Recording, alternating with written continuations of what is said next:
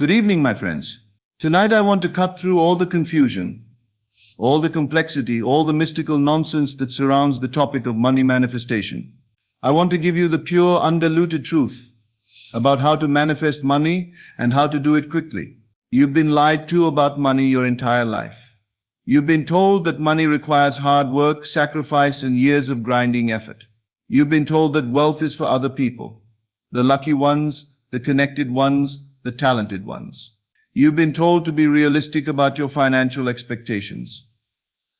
But what if I told you that every single limitation you've accepted about money is nothing more than a belief you inherited from people who didn't understand how reality actually works? What if the reason you haven't manifested the wealth you desire has nothing to do with the economy, your education, your background, or your circumstances? The truth is this. You are living with the most sophisticated wealth creation technology ever designed, and it's been with you since the day you were born. It's your consciousness, your imagination, your ability to assume a state and make it real through the sheer power of persistent feeling. But most people never learn how to use this power. They treat their mind like a broken instrument, letting it play the same old songs of limitation. Money doesn't grow on trees. I can't afford it. Rich people are just lucky. These are not truths. These are permissions you've given reality to keep you poor. Tonight I'm going to teach you how to revoke those permissions. I'm going to show you that your current bank balance is not a fact about your future. It's simply a photograph of your past consciousness. And you can burn that photograph right now and begin creating a masterpiece. And here's what neuroscience now confirms about this difference in thinking. Your brain cannot distinguish between a vividly imagined experience and a real one. When you imagine financial success with enough sensory detail and emotional intensity, your brain begins rewiring itself to match that vision. New neural pathways form. Old patterns dissolve. Your entire nervous system reorganizes around your new assumption. This isn't positive thinking. This isn't wishful fantasy. This is the precise mechanism through which consciousness creates physical reality. And once you understand how to use it deliberately, money can flow to you faster than you ever thought possible. When you imagine biting into a lemon, your mouth literally starts to water. When you imagine your financial success with enough detail and emotion, your brain begins rewiring itself to make that vision your reality. This isn't wishful thinking. But here's what most people don't understand. Belief isn't just a casual thought or fleeting wish. It's an unshakable conviction that something is not only possible, but already in the process of becoming your reality. When you truly believe, not hope, not wish, but believe that wealth is your natural state, the entire universe begins to rearrange itself to match that belief. Think about this. Everything you see around you right now, the chair you're sitting in, the building you're in, all of it started as someone's belief. Someone believed it was possible before it existed in the physical world. Your wealth is no different. It exists first in your mind, then in your reality. Right now, you have an invisible thermostat in your mind that's set to your current income level. When opportunities arise to earn more, your internal thermostat kicks in with thoughts like, "This is too good to be true," or "I don't deserve this." It pulls you back to what feels familiar, even if familiar means struggling. But thermostats can be reset. I challenge you to do something radical. For the next 30 seconds, I want you to imagine that you're already living the financial life of your dreams. Don't think about how. Just imagine the feeling. Feel the weight lifted off your shoulders when bills arrive. Feel the confidence of knowing you can handle any financial emergency. Feel the joy of helping others because you have abundance to share. Did you feel that shift, that small flutter of excitement? That's your inner wealth recognizing itself. That feeling is more real than the numbers in your bank account right now. Your belief system is like the foundation of a house. If the foundation is weak, the house will crumble. If your belief in your ability to create wealth is shaky, your financial structure will always be unstable. But when you build an unshakable foundation of belief in your worthiness and capability, you can build any level of wealth on top of it. Learn to use the creative workshop of your mind. Your imagination is not just some frivolous fantasy machine. It's the most powerful creative workshop you possess. Every millionaire, every successful entrepreneur, Every person who has ever created significant wealth started in the same place. Their imagination. But here's the key. They didn't just daydream. They created detailed, vivid mental movies of their success. They saw themselves counting specific amounts of money. They felt the texture of crisp bills in their hands. They heard the sounds of prosperity. The conversations with financial advisors. The discussions about investment opportunities. I want you to create your own mental movie right now. See yourself opening your bank statement and feeling pure joy at the numbers. Visualize yourself making a purchase without checking the price first. Picture yourself confidently discussing your latest business venture or investment. Make it so real that your body responds as if it's actually happening. The more detailed and emotionally charged your mental imagery becomes, the more your subconscious mind accepts it as real. And when your subconscious accepts something as real, it begins working around the clock to make it your physical reality. But don't just see the money. See the life it creates. Visualize the freedom to choose where you live based on desire, not necessity. See yourself traveling to places you've only dreamed of. Not because you saved for years, but because you can. Picture the confidence that comes with financial security. The way it changes how you walk into a room, how you speak, how you make decisions. Learn to live in the future you've just created. Here's where most people make a critical mistake. They think of their wealth as something that will happen someday. This keeps wealth perpetually in the future, always just out of reach. Instead, you must learn to live in the end result, to assume the feeling of your wish fulfilled right now. Living in the end doesn't mean pretending or lying to yourself about your current circumstances. It means emotionally and mentally inhabiting the reality of already having what you desire. It's about making decisions from the mindset of someone who already has wealth, not someone who's desperately trying to get it. When you live in the end, you stop operating from lack and need. You stop chasing money and start attracting it. You begin to embody the energy of wealth, and that energy becomes a magnet for financial opportunities. Your current circumstances, your job, your bank account, your bills, these are not your reality. They're temporary conditions based on your past thinking. Your true reality is what you're creating right now with your thoughts, beliefs, and assumptions. Don't let temporary conditions dictate your permanent identity. I know this might sound abstract, so let me make it practical. If you are already wealthy, how would you carry yourself? How would you speak? What decisions would you make? What opportunities would you pursue? Start being that person now. Don't wait for the money to show up before you become the person who can handle it. You also need to speak the language of abundance. Words are spells. That's why it's called spelling. Every time you say, I can't afford it, you're casting a spell of limitation. Every time you say money is tight, you're commanding your reality to squeeze your finances. Your subconscious mind is always listening, and it takes your words as commands. It doesn't judge whether your words are beneficial or harmful. It simply works to make them true. This is why the language you use about money is so crucial. Starting today, I want you to change your language. Instead of I can't afford it, say how can I afford it? Instead of I'm broke, say I'm between fortunes. Instead of money is the root of all evil, say money is a tool for good in the right hands. Instead of rich people are greedy, say wealthy people have the resources to make a difference. But here's the secret that makes affirmations truly powerful. You must feel the truth of what you're saying. Don't just repeat words mechanically. When you affirm money flows to me easily and effortlessly, take a moment to feel what that would be like. When you declare I am financially abundant, connect with the emotion of abundance. Your words must carry the energy of conviction, not desperation. They should come from a place of knowing, not hoping. The universe responds to the energy behind your words, not just the words themselves. You must feel wealthy.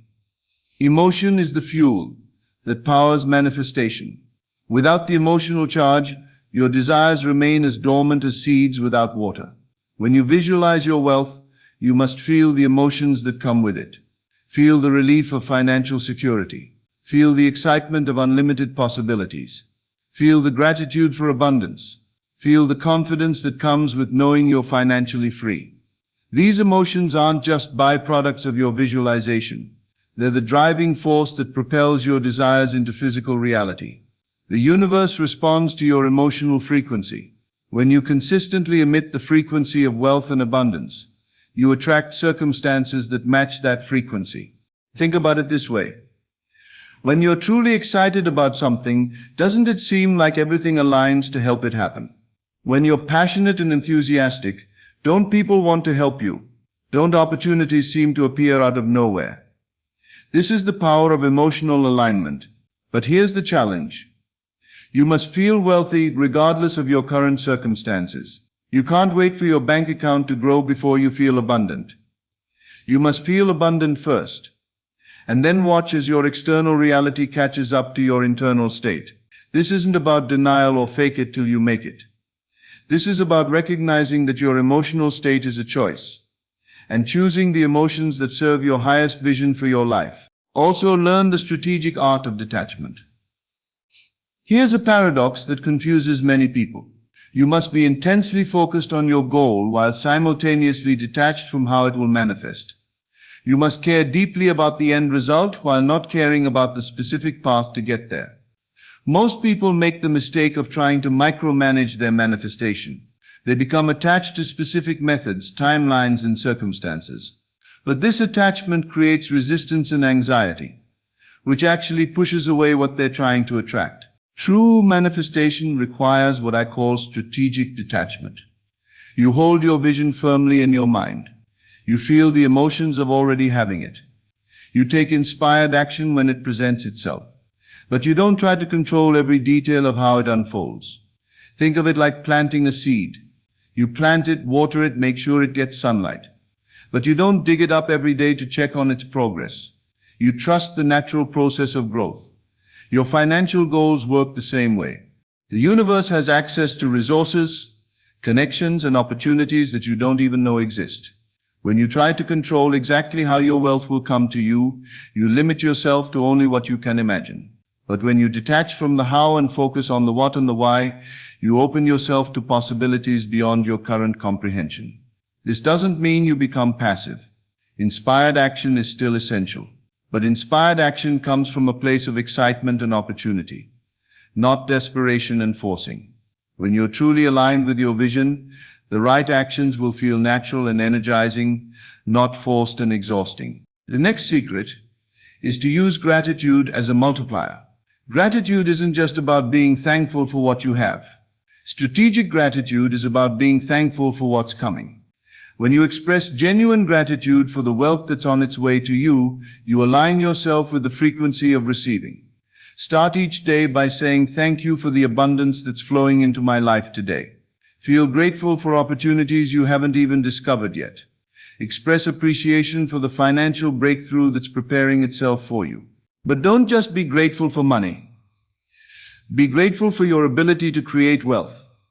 Be grateful for your imagination, your creativity, your unique talents and skills. Be grateful for the opportunities that exist in the world today that didn't exist even a few years ago. Be grateful for every small sign of abundance that shows up in your life. When you find a penny on the ground, when someone buys you coffee, when you receive an unexpected discount, acknowledge these as signs that the universe is conspiring to bring you abundance. This isn't delusion. This is preparation. You're preparing your mind to recognize and receive the wealth that's seeking you. Every morning, when you wake up, you have a choice. You can either spend your mental energy focusing on what you lack, or you can invest it in creating what you desire. This choice compounds over time.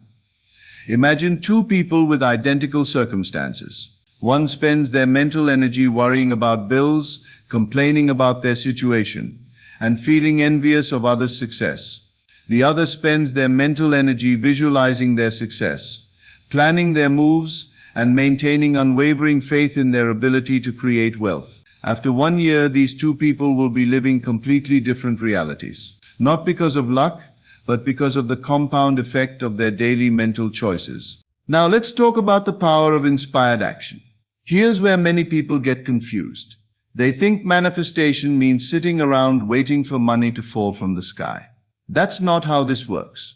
Manifestation is about aligning your inner world with your desires and then taking inspired action from that aligned state. When you're truly aligned with wealth consciousness, you'll find yourself having conversations you wouldn't normally have, noticing opportunities that were always there but invisible to your scarcity mindset, feeling compelled to learn new skills or explore new ventures, making connections with people who can help accelerate your success, taking risks that your old self would have been too afraid to take. This is inspired action. Action that comes from alignment, not desperation. It feels energizing rather than exhausting, exciting rather than fearful, natural rather than forced. But here's the key. You must be willing to act when inspiration strikes. The universe is constantly sending you signs, opportunities, and impulses toward your wealth. But if you ignore them or make excuses, they'll stop coming. Pay attention to your intuition. When you get an idea for a business, a sudden urge to call someone, or an impulse to attend an event, follow it. These seemingly random impulses might be the universe's way of guiding you toward your financial breakthrough. Here's the final truth I want to leave you with. You already have everything you need to become wealthy. You have a mind that can imagine. You have emotions that can fuel your dreams. You have the ability to speak your desires into existence. You have the power to take action toward your goals. The only thing standing between you and the wealth you desire is your willingness to claim it. Not tomorrow. Not when conditions are perfect. Not when you feel more worthy. Now. Your abundance is waiting. Go claim it. The answer to whether you're ready will determine everything that happens next in your financial life. Choose wisely. Choose boldly. Remember, your current situation is not your final destination. You have everything within you right now to create the wealthy life you desire. Trust the process. Take aligned action and watch as your reality transforms to match your vision. Thank you, and good evening. As always, thank you for joining me on this journey into the depths of consciousness. Remember, you are not here by accident. You are here because your soul is ready for this truth. Take these teachings and let them transform not just your mind, but your entire reality. Until we meet again in consciousness, keep assuming your greatness and living from the end of your desires. This is Best of Lectures, and I'll see you in the next video. My dear friends, tonight I want to speak to you about 3 sacred pillars that hold up the temple of manifestation: expectation, belief, and detachment. These are not mere concepts to be understood intellectually, but living forces that, when properly wielded, transform the very fabric of your reality. For too long, humanity has wandered in the wilderness of wanting, hoping, and struggling. But I tell you tonight that there is another way, a way that transforms you from a beggar, pleading with the universe, into a king, claiming his rightful throne. Let's start with the power of expectation. Expectation is not hope. Hope lives in the future, always reaching, always wanting. Hope says, maybe someday. Hope keeps you forever in the state of lack, perpetually waiting for tomorrow's promise. But expectation, true expectation, lives in the present moment as a certainty of what is. When you truly expect something, you don't wonder if it will happen. You simply know it already has. You carry within you the unshakable conviction that your desire is not a wish, but a fact, already established in the realm of consciousness, waiting only for time to reveal what has already been accomplished. Think of a child on Christmas morning. The child doesn't hope there are presents under the tree. The child expects them. There's no anxiety, no doubt, just pure anticipation of what is already promised. The child doesn't lie awake wondering if the parents will forget, or if Santa might not come. The expectation is so complete, so natural, that it never occurs to the child to doubt. This is the state you must cultivate. Your expectation must be so natural, so assumed, that it becomes like breathing. You don't effort to breathe. It simply happens. Your heart doesn't strain to beat.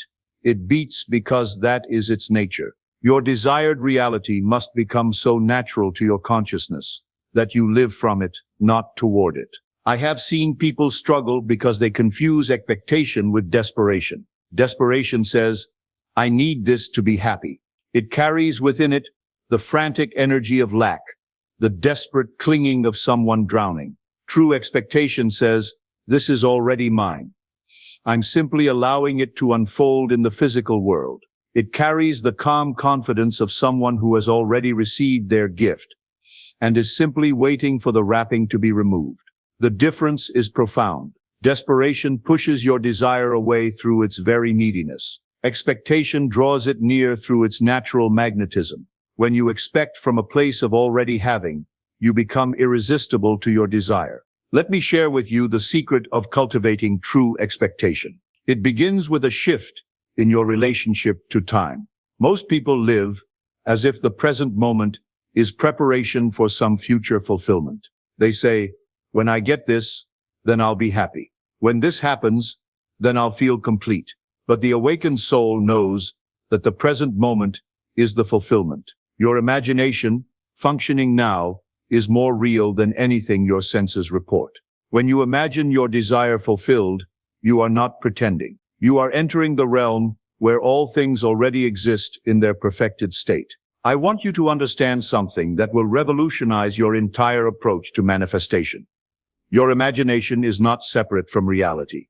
It is reality in its most pristine form. What you imagine with feeling and acceptance becomes the blueprint from which your physical world reorganizes itself. So when you imagine your desire fulfilled, you're not engaging in fantasy. You're entering the factory where your future is being manufactured. The expectation that follows such imagining is not hope, but recognition. You recognize what you have already experienced in consciousness. Now let us turn to belief, that mighty foundation upon which all creation rests. Belief is not something you think about, it's something you are. Your beliefs are not opinions. They are the very assumptions that create your world. Every single thing in your experience right now exists, because at some level, you believed it into being. Look around you right now. Everything you see was once unmanifest, existing only in someone's imagination.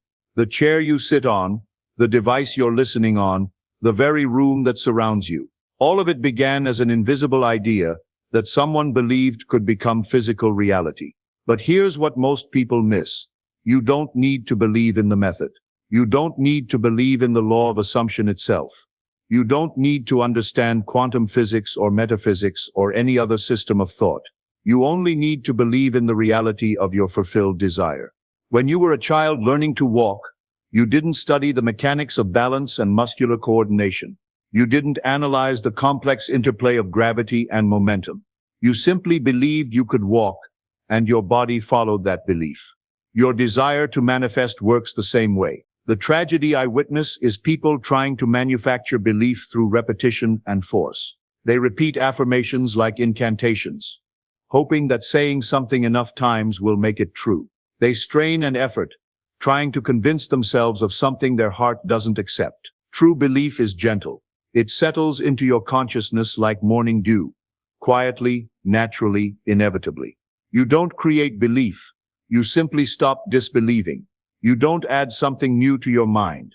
You remove the barriers to what your heart already knows. Belief is born in the marriage of imagination and feeling. When you imagine your desire fulfilled and feel the emotions that such fulfillment would naturally produce, belief is the child of this union. It's not something you must work to achieve. It's something that naturally arises when imagination and feeling combine. Think of the last time you watched a movie that moved you to tears. In that moment, were you trying to believe in the story? Of course not. The combination of visual imagery and emotional involvement created such a natural state of belief that you forgot you were watching actors on a screen. Your body responded as if the events were real because, to your consciousness, they were. This is exactly how you must approach your desired reality. Don't try to believe in it. Experience it so vividly in imagination, with such genuine feeling, that belief becomes inevitable. I have observed that people often sabotage their own belief through what they call being realistic. They say, I don't want to get my hopes up, as if hope were dangerous, as if belief were foolish. But I ask you, what is realistic? Is it realistic to accept limitation when you are made in the image of limitless creativity? Is it realistic to settle for less when you are capable of so much more? The truly realistic person recognizes that consciousness is the only reality, and that within consciousness, all things are possible to those who believe. Now we come to perhaps the most misunderstood principle, detachment. People hear this word and think they must become cold, indifferent, or stop caring about their desires. They believe detachment means suppressing their wants or pretending they don't matter. This is not detachment. This is denial. And denial is just another form of resistance. True detachment means you care deeply about your desire while being completely free from the outcome. You love your desire so much that you're willing to let it come to you in ways you never imagined, at times you never expected, through paths you never considered. This is the supreme paradox of manifestation. The more you can love something without needing to control it, the more powerfully it flows toward you. The more you can want something without being desperate for it, the more magnetic you become to its fulfillment. Detachment is the supreme confidence that what is yours by divine right cannot be kept from you. It's like planting a seed and then allowing the earth to do its work. You don't dig up the seed every day to check if it's growing. You trust the process. You don't stand over it with worry and anxiety. You water it with faith and let it be. When you're truly detached, you stop chasing your desire and allow it to chase you. You stop trying to control how it happens and simply know that it happens. This shift from force to flow is where miracles live. Detachment is not indifference. It's ultimate trust. It's the recognition that your desire exists in consciousness first, and that consciousness is far more intelligent than your limited human perspective. When you detach, you're not giving up on your desire. You're giving it permission to manifest in ways that exceed your current ability to imagine. I have seen people hold their desires so tightly that they strangle them before they can be born. They become so attached to specific outcomes, specific timelines, specific methods, that they close themselves off to the infinite ways that love seeks to express itself through their lives. The person who is truly detached says, I know what I want, and I know it's already mine. I don't need to figure out how it's going to happen, because that's not my job. My job is to maintain the consciousness of already having it, and let infinite intelligence handle the details. This kind of detachment doesn't come from not caring. It comes from caring so much that you trust completely. It's the difference between a helicopter parent who hovers anxiously over their child and a wise parent who provides guidance but allows their child the freedom to grow. Now here lies one of the deepest mysteries of manifestation. You must be in complete control of your inner world while being in complete surrender to the outer world. You must be the absolute dictator of your consciousness while being the humble servant of life's unfolding. Your thoughts, your mental images, your emotional states, these are your domain. Here you reign supreme. You choose what to focus on, what to imagine, what to feel. This is your sacred responsibility and your divine power. But the how, the when, the through whom of your manifestation, this is not your concern. This belongs to the infinite intelligence that knows how to grow a flower from a seed, how to heal a cut on your finger, how to keep your heart beating without any conscious effort from you. When you try to control both the inner and the outer, you create tension and resistance. When you surrender both the inner and the outer, you create powerlessness and victimhood. But when you control the inner and surrender the outer, you create magic. These three forces, expectation, belief, and detachment, must work together like dancers in perfect harmony. They are not separate techniques to be practiced independently, but aspects of one unified state of consciousness. Expectation without belief is fantasy. You may expect something, but if you don't truly believe it's possible, you're just playing pretend. Belief without detachment is desperation. You may believe something is possible, but if you're desperately attached to how and when it happens, you create resistance that blocks its flow. Detachment without expectation is resignation. You may be unattached to outcomes, but if you don't expect anything good to happen, you're in a state of indifference, that creates nothing. But when they unite, when expectation, belief, and detachment dance together in your consciousness, when you expect with the innocence of a child, believe with the certainty of the sun rising, and detach with the wisdom of the ages, you become unstoppable. You become a magnet for miracles. In this state, manifestation becomes as natural as breathing. You don't strain or effort or manipulate. You simply hold your desire lightly in consciousness, feel its reality with every fiber of your being, and trust completely in its perfect unfolding. I want you to understand something profound. Your desire chose you. It didn't appear in your consciousness by accident. Of all the billions of people on this earth, your particular desire knocked on the door of your particular heart. Why? Because you are the perfect vehicle for its expression. Your desire is not separate from you. It's an aspect of your own divinity seeking to know itself through form. When you want something, it's life itself wanting to express more of its infinite potential through your unique perspective.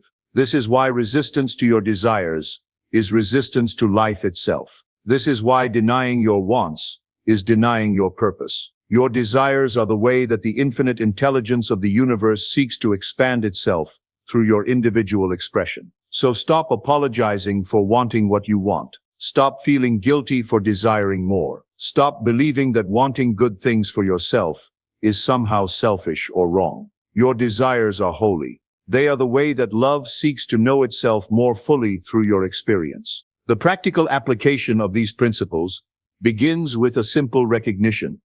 The present moment is the only place where your power exists. Not in the past, which is gone, not in the future, which is yet to come, but right now, in this eternal present, where consciousness meets experience. In this moment, you can choose to expect the fulfillment of your desire. In this moment, you can choose to believe in its reality. In this moment, you can choose to release your attachment to how it unfolds. And in making these choices, you transform not only your future, but your present reality. For the person who truly understands these principles, life becomes a continuous miracle. Everywhere they look, they see evidence of consciousness creating reality. Every desire that manifests strengthens their faith. Every coincidence reveals the hand of infinite intelligence working on their behalf. Tonight, as you go to sleep, I want you to feel the satisfaction of your fulfilled desire. Not as something you're working toward, but as something you're grateful to already possess. Feel the relief, the joy, the deep contentment of having what you've wanted. Let your expectation be so natural that it requires no effort. Let your belief be so deep that it needs no proof. Let your detachment be so complete that you're at peace, whether it comes tomorrow or next year, because you know beyond any shadow of doubt that it is already yours. This is not positive thinking. This is not wishful hoping. This is not self-deception or fantasy. This is the deliberate creation of your reality through the conscious direction of your imagination, guided by love and sustained by faith. You are not trying to get something you don't have. You are simply allowing something you already possess in consciousness to make itself known in your physical experience. You are not begging the universe for favors.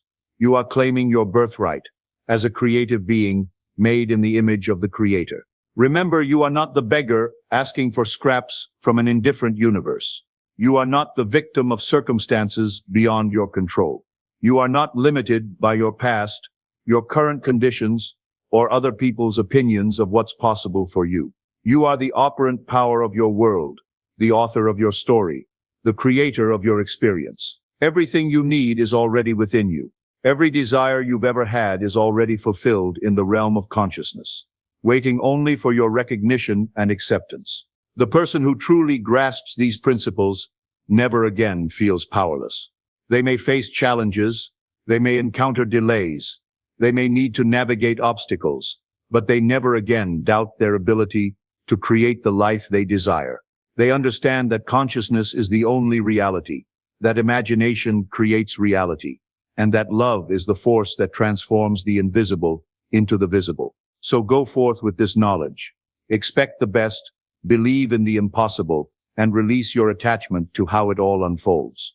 Trust in the intelligence that beats your heart and grows your hair and heals your wounds to orchestrate the perfect unfolding of your desires. Your new life begins the moment you truly know this truth. And that moment, my dear friends, is now.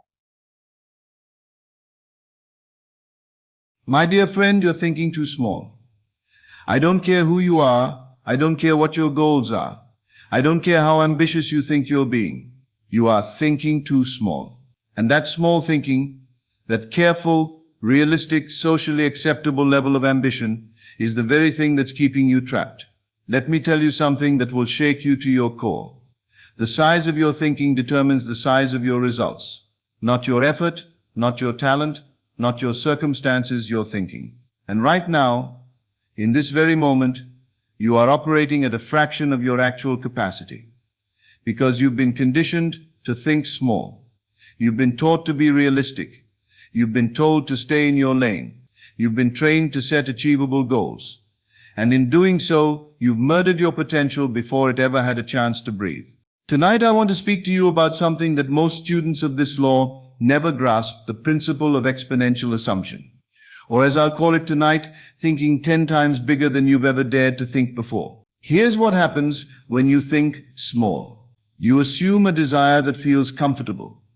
Something that stretches you just a little bit, but not so much that it frightens you. You say to yourself, I will make an extra $1,000 this month. I will improve my circumstances slightly. I will have a little bit more.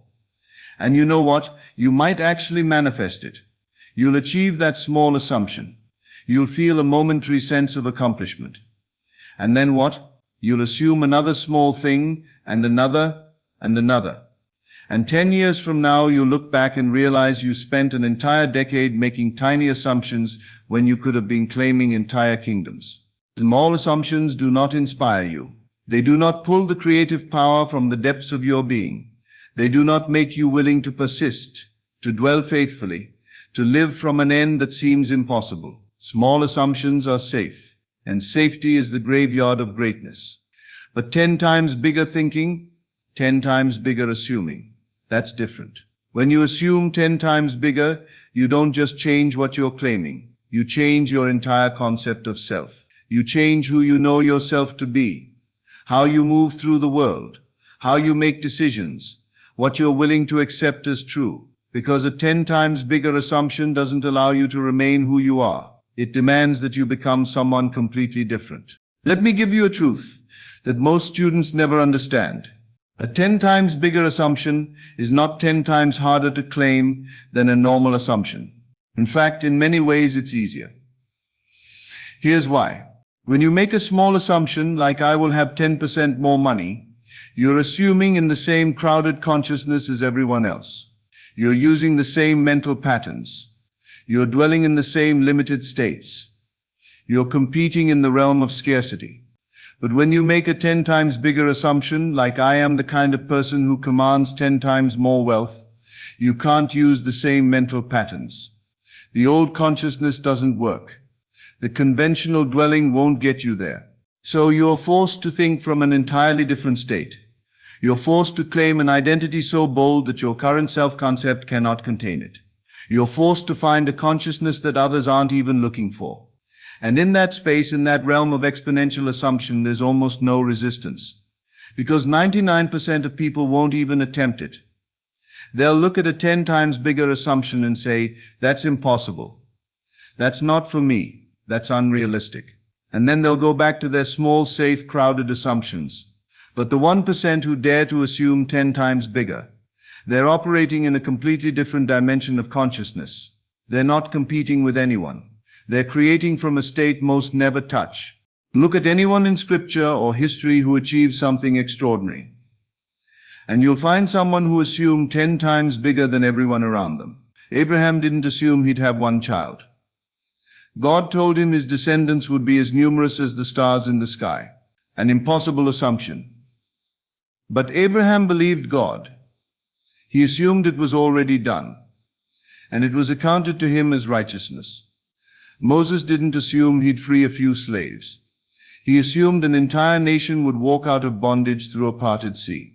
People thought he was mad, but he assumed from the end of it being finished and the Red Sea opened. David didn't assume he'd win a fair fight with Goliath. He assumed he'd kill a giant with a stone, while the armies of Israel watched. Everyone told him he was too small, too young, too weak.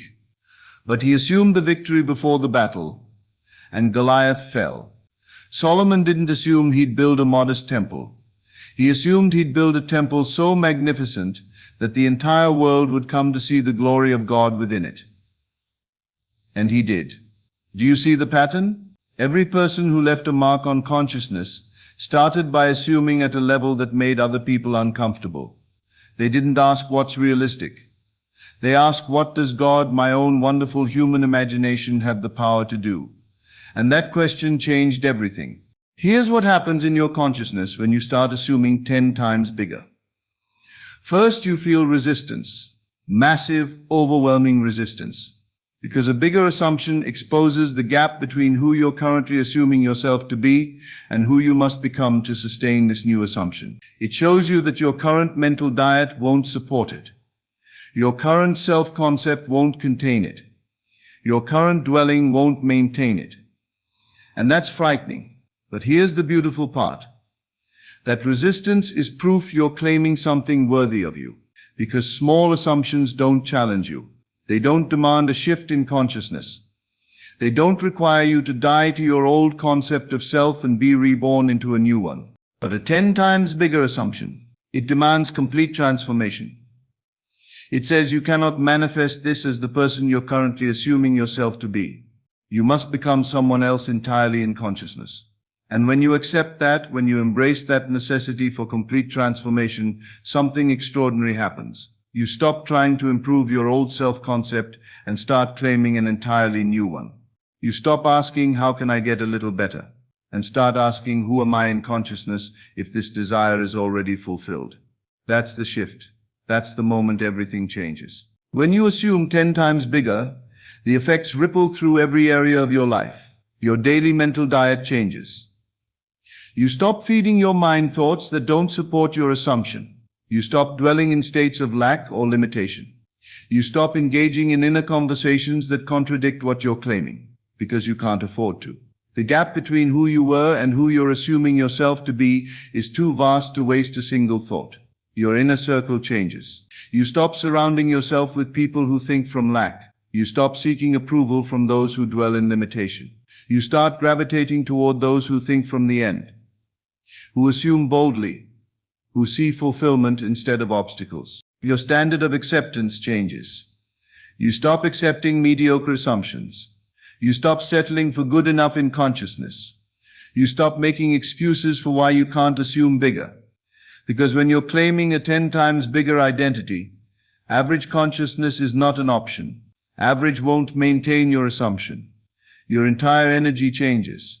You wake up different. You move through the world different. You speak different. Because you're not just assuming a desire anymore, you're inhabiting a completely new state of consciousness. You're being someone who matters in consciousness. And that energy, that 10 times bigger consciousness, is magnetic. It attracts corresponding events. It attracts resources. It attracts people who recognize that you're dwelling in a state they want to touch. Now let me tell you something that nobody wants to hear. Most people will never assume 10 times bigger. Not because they can't, but because they won't.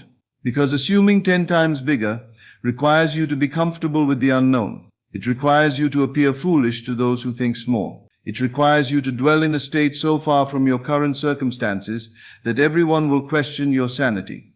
Most people would rather assume a small desire and feel safe than claim a massive identity and risk looking delusional. They would rather be realistic and respected than bold and ridiculed. They would rather blend into the consciousness of the masses than stand alone in a state of greatness. And that's fine. That's their choice. But if you're still listening, if something in you is stirring, if there's a part of you that knows you were meant to assume more, to claim more, to be more in consciousness, then you're not most people.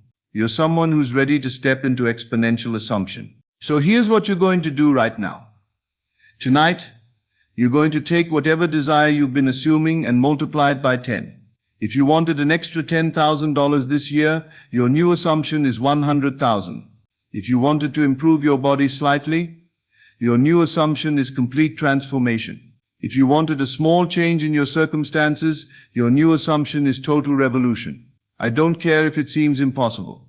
In fact, it should seem impossible. Because if your assumption doesn't challenge your current self-concept, it's not big enough to transform you. Write it down. Make it specific. Make it so audacious that you feel uncomfortable, even claiming it in consciousness. And then ask yourself this question. Not how do I do this, but rather who am I in consciousness if this is already mine? Not how, who. Because the person you're currently assuming yourself to be cannot manifest a 10 times bigger desire. The mental habits you have won't maintain it. The consciousness you currently dwell in won't contain it. The self-concept you've built won't support it. So you need to assume a completely new identity. You need to think from a different state entirely. Not trying to get there, but assuming you're already there. Not hoping to become that person, but claiming you already are that person. Here's where the real power enters. When you commit to a 10 times bigger assumption, when you write it down, when you read it every single day, when you feel it as already true, when you speak from the consciousness of already being it, your subconscious mind begins to accept it as present reality, not future reality, present reality. And when your deeper mind believes something is real now, it goes to work manifesting the corresponding conditions. It begins to notice opportunities you would have missed before. It begins creating connections you wouldn't have made. It begins solving problems in ways you couldn't have conceived. Why? Because your subconscious mind, your father, the creative power within you, doesn't know the difference between what you vividly assume and what you physically experience. So if you impress it with a 10 times bigger vision, if you dwell in that state with clarity, with feeling, with persistence, it will begin to manifest that vision in your outer world. This is not mystical thinking. This is law. This is how consciousness operates. But this only works if you assume big enough. A small assumption doesn't impress the subconscious with enough power. It doesn't create enough of a shift. It doesn't demand enough transformation. But a 10 times bigger assumption, it hijacks your entire consciousness and points it in one direction, the direction of your boldly claimed identity. So from this moment forward, you are not someone who assumes small. You are not someone who plays it safe in consciousness. You are not someone who claims only what seems realistic. You are someone who assumes 10 times bigger than you ever have before. You are someone who makes others uncomfortable with your bold assumptions. You are someone who dwells in states that others call impossible. Let me leave you with this. You have one life, one opportunity to discover what consciousness can do through you, one chance to see what you're truly capable of assuming into being. And you can spend it making small assumptions, claiming safe identities, staying comfortable in consciousness. Or you can assume 10 times bigger and discover what you're actually made of. The world doesn't need another person who thinks small. The world needs people who dare to assume impossibly big. People who claim identities that make others say that's insane. People who refuse to accept the limitations of their current self-concept. People who build empires in consciousness before a single brick is laid in the physical. People who create movements in imagination before anyone else even knows what's happening. People who transform entire realities instead of just tweaking their current circumstances. That person can be you. That person is you if you choose to assume it. So choose it now. Take your desire, multiply it by 10, write it down, and then do something that separates you from everyone else. Assume it's already yours in consciousness. Dwell in the state of already being that person. Live from the end of it being finished. Because when you assume 10 times bigger, when you truly commit to that level of consciousness, when you persist in that bold claim despite all evidence to the contrary, the outer world has no choice but to conform. Doors open, people appear, resources materialize. Not because you got lucky, but because you assumed big enough to deserve them. Not because circumstances changed, but because you changed in consciousness. Not because the world gave you permission, but because you claimed your desire as already done. Tonight before you sleep, you're going to assume your 10 times bigger identity for the first time. Close your eyes. Forget your current circumstances entirely. Forget what seems possible based on where you are now, and assume, with complete conviction, that you already are the person who has this 10 times bigger desire. Feel it. Not the desire, but the identity. Not what you want, but who you are. If your desire is 10 times more wealth, feel yourself to be the kind of person who naturally commands that wealth. Not hoping for it, not working toward it, being it. If your desire is complete transformation, feel yourself to be already transformed. Not becoming, already. Dwell in that state as you fall asleep. Let that be the last impression on your subconscious mind. That bold, 10 times bigger assumption of who you are. And tomorrow when you wake as that person. Think from that state. Speak from that consciousness. Move through the world from that identity. Not trying to get there, already there. Not hoping to become, already being. This is the secret of exponential assumption. This is the power of thinking 10 times bigger.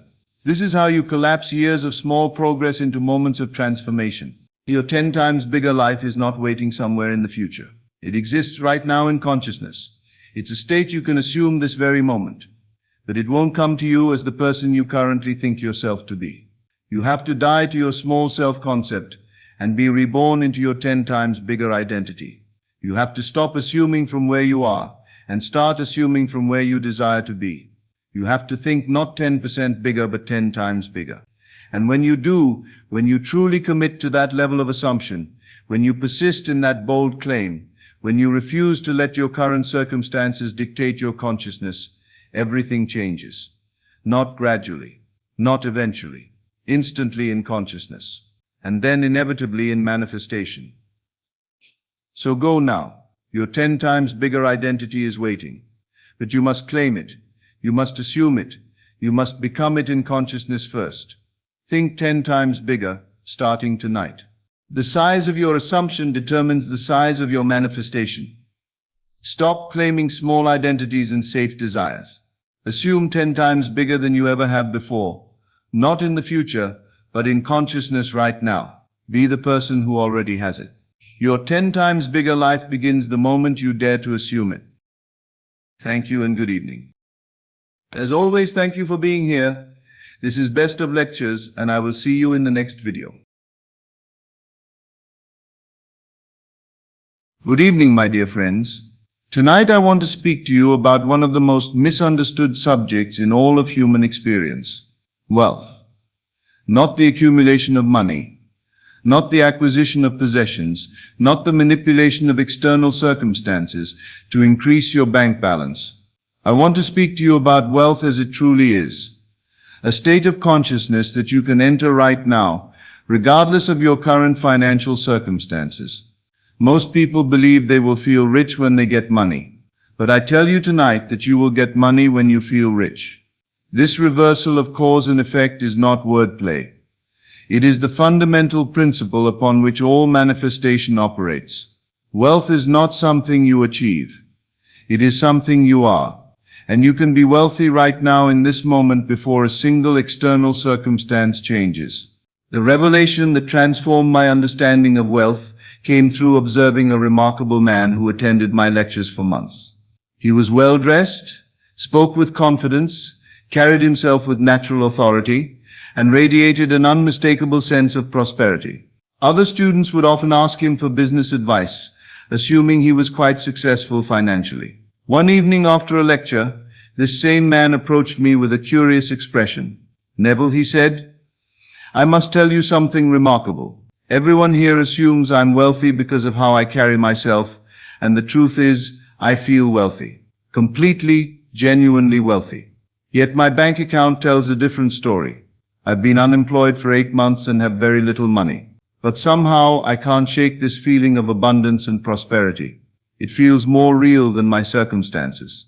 I looked at this man and said, "My friend, you have mastered the most important principle of wealth creation. You have learned to feel wealthy independent of external circumstances. Your consciousness of wealth is real. More real than your temporary financial condition. The external world must conform to your internal state.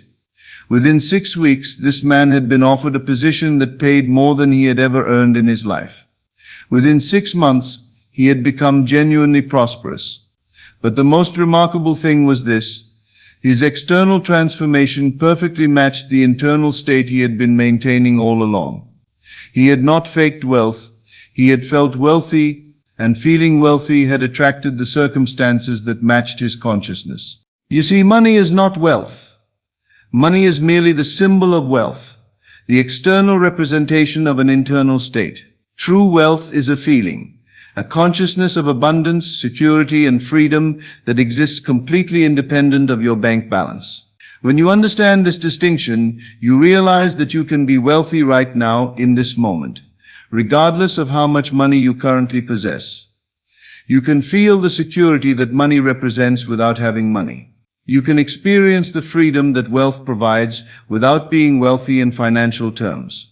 You can embody the consciousness of abundance before abundance appears in your bank account. But how do you feel rich when your circumstances seem to declare poverty? How do you embody wealth when your bills are unpaid and your account is empty? Let me tell you about a woman who discovered the answer to this question in the most practical way possible. She came to me drowning in debt, working 3 jobs to support her children, exhausted and desperate. Neville, she said, it's easy for you to talk about feeling wealthy, but I haven't had a full night's sleep in months because I'm worried about money. How can I feel rich when I can't even pay my rent? I said to her, you are trying to feel wealthy while focusing on the evidence of poverty. But consciousness cannot hold 2 opposite states simultaneously. You must learn to feel wealthy by focusing on what wealth feels like, not on what poverty looks like. I taught this woman a technique that changed her life forever. I said, every evening before sleep, I want you to lie in bed and feel what it would be like if all your financial worries were resolved. Don't think about how this could happen, just feel the relief, the security, the peace of mind that would come with having more than enough money. But how do I feel something that isn't true? She asked. By understanding that feelings are not dependent on facts, I replied. Right now, close your eyes and feel what it would be like to wake up tomorrow morning, knowing that all your bills were paid, that you had money in the bank, that you could provide generously for your children without struggle. Feel the lightness in your chest, the relaxation in your shoulders, the smile that would naturally come to your face. I guided her through this process step by step. Feel what it's like to check your bank account and see abundance instead of scarcity. Feel the confidence you would have in making financial decisions. Feel the generosity you could express toward others. Feel the security of knowing that money flows to you easily and consistently. She practiced this faithfully every night. At first it felt forced and unnatural because her daily reality contradicted these feelings. But gradually, something began to shift. The feelings of wealth became more natural, more automatic. She began to carry herself differently, speak differently, make decisions differently. Within 3 months, one of her part-time employers offered her a full-time position with benefits and a salary that was 3 times what she had been earning from all 3 jobs combined. Within a year, she had not only paid off all her debts, but had savings for the first time in her adult life. But the most remarkable transformation was in her relationship with money itself. She had stopped being afraid of money, stopped feeling guilty about wanting it, stopped believing that financial abundance was somehow wrong or unspiritual. She had learned to feel wealthy, and wealth had become her natural expression. This illustrates the most important truth about wealth consciousness. It's not about the amount of money you have. It's about how you feel about money and abundance. Some people with millions of dollars feel poor and insecure. Others with very little money feel abundant and free. The difference is not in their bank accounts, but in their consciousness. When you feel wealthy, you make decisions from abundance rather than scarcity. You speak about money with confidence rather than anxiety. You approach financial situations with calm certainty rather than desperate hope. And these changes in your consciousness create changes in your external circumstances. Let me share with you another story that perfectly illustrates this principle. A young entrepreneur came to me whose business was failing.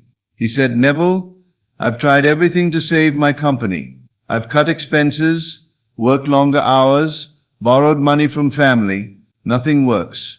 I'm facing bankruptcy, and I don't know what else to do. I observed that everything he was doing came from the consciousness of financial desperation.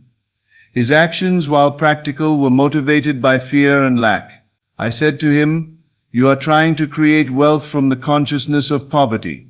But poverty consciousness can only create more poverty, no matter how hard you work." I taught him to completely reverse his approach.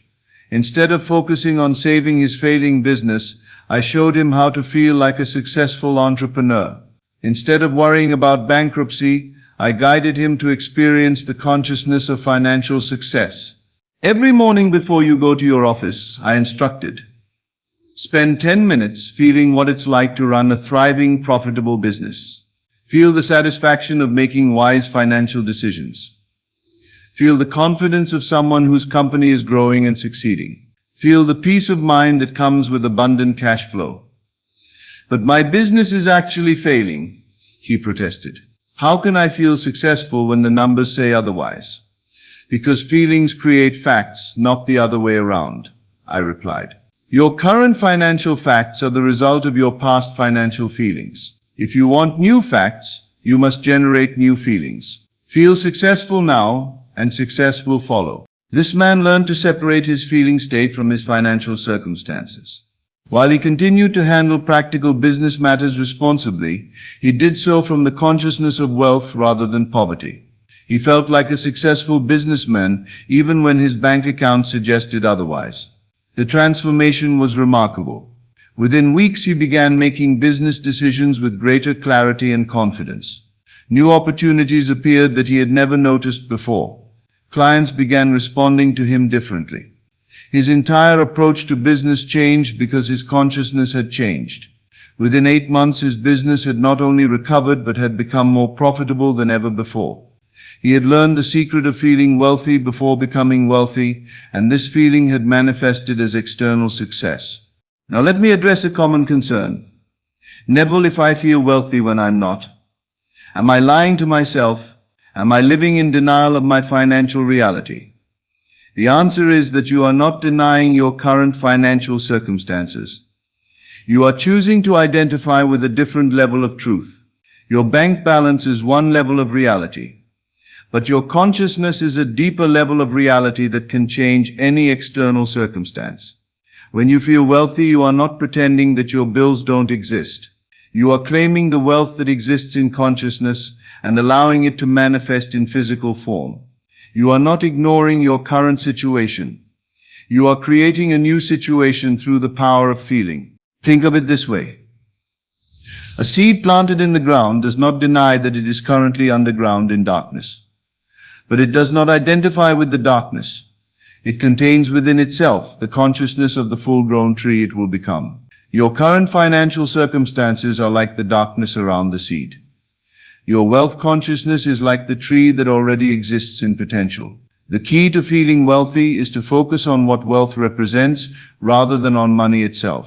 Wealth represents security, freedom, peace of mind, the ability to be generous, the power to make choices based on preference rather than necessity. You can feel all of these things right now, regardless of your current bank balance. Let me tell you about a man who mastered this principle so completely that his transformation seemed miraculous to everyone who knew him. He was a taxi driver in New York City, working long hours for modest pay, supporting a large family in a small apartment.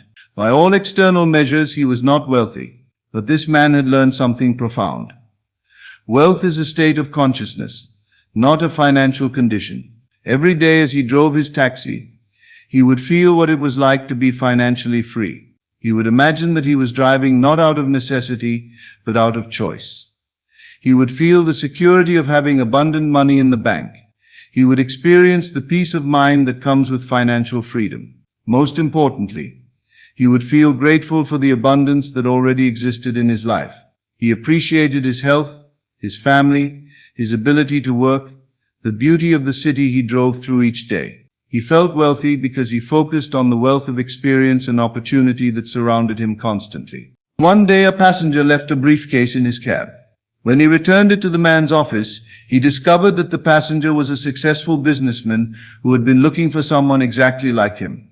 Honest, reliable, hardworking to manage a new venture. Within a year, this former taxi driver had become a partner in a thriving business. But the most remarkable thing was that he carried the same consciousness of abundance into his new circumstances that he had maintained while driving the taxi. Wealth had not changed his consciousness. His consciousness had attracted wealth. He had felt rich as a taxi driver, and feeling rich had made him rich. This brings us to one of the most important aspects of wealth consciousness: gratitude for what you already have. You cannot feel genuinely wealthy while focusing on what you lack. Wealth consciousness begins with appreciation for current abundance, no matter how modest it may appear. Look around your life right now and notice the wealth that already exists. You have a roof over your head, food to eat, clothes to wear, air to breathe. You have the capacity to think, to feel, to imagine, to choose. You have access to knowledge, to beauty, to human connection. When you truly appreciate what you already possess, you discover that you are already far wealthier than you realized. A woman once came to me complaining that she could never feel wealthy because she had so little money. I said to her, "Let me ask you something. How much would someone pay to have your eyesight if they were blind? How much would someone give to have your mobility if they were paralyzed? How much would someone pay to have your freedom if they were imprisoned?" She began to cry as she realized the immense wealth she had been taking for granted. "I never thought of it that way," she said. "I am wealthy. I just hadn't been appreciating my wealth." From that moment forward, she began each day by feeling grateful for the abundance that already existed in her life. This gratitude created a consciousness of wealth that attracted even greater abundance. Within months, her financial situation had improved dramatically, but more importantly, she had learned to recognize and appreciate wealth in all its forms. The practice of feeling wealthy must become a daily discipline, especially in the moments before sleep when your subconscious mind is most receptive. Lie in bed each night and feel what it would be like if all your financial desires were fulfilled. Don't focus on the how or the when. Focus only on the feeling of having abundant money. Feel the security of knowing that you always have more than enough. Feel the freedom to make choices based on what you want rather than what you can afford. Feel the joy of being able to give generously to others. Feel the peace of mind that comes with financial abundance. Most importantly, feel grateful for the wealth that you are claiming. Gratitude seals the consciousness of abundance and makes it permanent in your awareness. But remember, feeling wealthy is not about greed or materialism. True wealth consciousness includes the wisdom to use money constructively, the generosity to share abundance with others, and the understanding that money is a tool for expressing your highest values, not an end in itself. When you feel genuinely wealthy, you naturally want to contribute to the welfare of others. You understand that abundance is meant to flow, not to be hoarded. You use your wealth to create beauty, to solve problems, to make the world a better place. I want to leave you with this truth. Wealth is your natural state. Abundance is your birthright. You were born to prosper, to thrive, to have more than enough for yourself, and plenty to share with others. Any feeling of lack or limitation is a temporary condition that exists only in consciousness and can be changed by changing your consciousness. Feel rich now, my friends, not because you have money, but because you are consciousness itself, and consciousness lacks nothing. Feel wealthy because abundance is the truth of your being. Feel prosperous because prosperity is your natural expression. The money will follow because money always flows toward the consciousness that feels worthy of receiving it. But more importantly, you will discover that true wealth was never about money at all. It was about recognizing the infinite abundance of being that you have always been. Feel rich now and discover that you have always been richer than you ever dared to imagine. As always, thank you for joining me on this journey into the depths of consciousness. Remember, you are not here by accident. You are here because your soul is ready for this truth. Take these teachings and let them transform not just your mind but your entire reality. Until we meet again in consciousness, Keep assuming your greatness and living from the end of your desires. This is Best of Lectures. I will see you in the next video.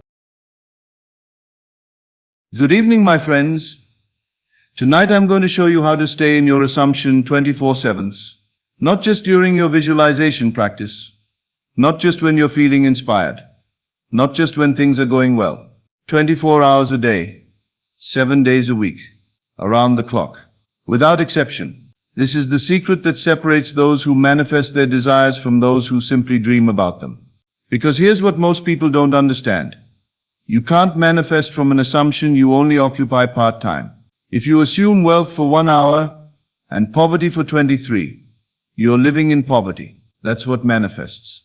If you assume love before bed and loneliness all day, you're living in loneliness. That's what appears. You must learn to occupy your desired state continuously, constantly, permanently, as naturally as breathing, as automatically as your heartbeat. Tonight you're going to learn exactly how to do that. Let me start by explaining why your manifestations haven't appeared even though you're doing the work. You imagine your desire fulfilled every night. You fall asleep in the wish fulfilled. You visualize, you affirm. You do everything you've been taught, but nothing changes. Why? Because for the 23 waking hours of your day, you're completely abandoning your assumption. You wake up and check your bank account, poverty consciousness. You go to work and complain about money, lack assumption. You talk to your friends about your problems, victim state. You worry about bills, fear and limitation. You react to circumstances, old identity. And then you wonder why that 1 hour of visualization at night isn't working. It's not working because manifestation doesn't happen from what you do for 1 hour. It happens from the state you live in most consistently. Your consciousness is always creating. Always, every moment. You're always assuming something. The question is, are you assuming your desire fulfilled or your current circumstances? Most people assume their current circumstances 95% of the time and their desire fulfilled 5% of the time. And then they're shocked when the 95% is what manifests. To manifest your desire, you must flip this. You must assume your desire fulfilled 24/7. During the day, during the night, while working, while resting, while talking, while thinking, continuously without break. First, you must understand that right now, you have a default state. This is the state your consciousness automatically returns to when you're not paying attention. For most people, the default state is their current circumstances, their current identity, their familiar patterns. When they stop consciously focusing on their desire, they unconsciously slip back to this default. And because most of your day is spent not consciously focusing on your desire, you spend most of your day in your old state. This is why your manifestation doesn't appear. So the real work, is not just creating a new state during your visualization. It's making that new state your default, making it so automatic, so natural, so deeply embedded in your consciousness that you don't have to remember to occupy it. You just do, continuously, 24/7. Your day begins the moment you open your eyes. And what most people do in those first moments determines their entire day. They check the news, immediately engaging with external reality. They start thinking about their problems, immediately occupying the old state. And within 5 minutes of waking, they've completely abandoned their assumption and returned to their default state. This is the first place you lose your 24/7 assumption. So here's what you must do instead.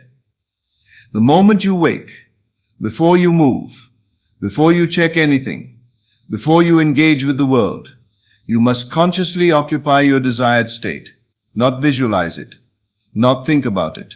Be in it. Lie there for just 60 seconds. Feel yourself as the person who already has what you desire. Let that identity settle over you. Let it become real. And then as you get out of bed, carry that feeling with you. You're not getting out of bed to start working toward your desire. You're getting out of bed as someone who already has it. This is how you set your operating system for the day. This is how you make your assumption your default instead of your old state. Do this every single morning without exception. This is non-negotiable. Now, as you move through your day, there's one thing that's happening constantly. Whether you're aware of it or not, your inner conversation, Right now, there's a voice in your head. It comments, it judges, it plans, it worries, it remembers, it never stops. And this voice, this constant internal dialogue, is either maintaining your assumption or destroying it. Most people's inner conversation sounds like this: I can't afford that. Why does this always happen to me? I'm so tired of being alone. Nothing ever works out. I don't have enough. Nobody appreciates me. Every single one of these statements is an assumption. And every time you think them, you're reinforcing the old state. You might visualize wealth for an hour at night, but if you spend all day thinking, I don't have enough, which state are you really occupying? To stay in your assumption 24/7, you must completely transform your inner conversation. It must become the voice of someone who already has what they desire. When you see something you want, you don't think, I can't afford that. You think, I could get that if I wanted. When you face a challenge, you don't think, why me? You think, this is working out perfectly. When you're alone, you don't think, I'm so lonely. You think, I'm so loved. This isn't forced positive thinking. This is thinking from your desired state instead of your current circumstances. And you must do this continuously.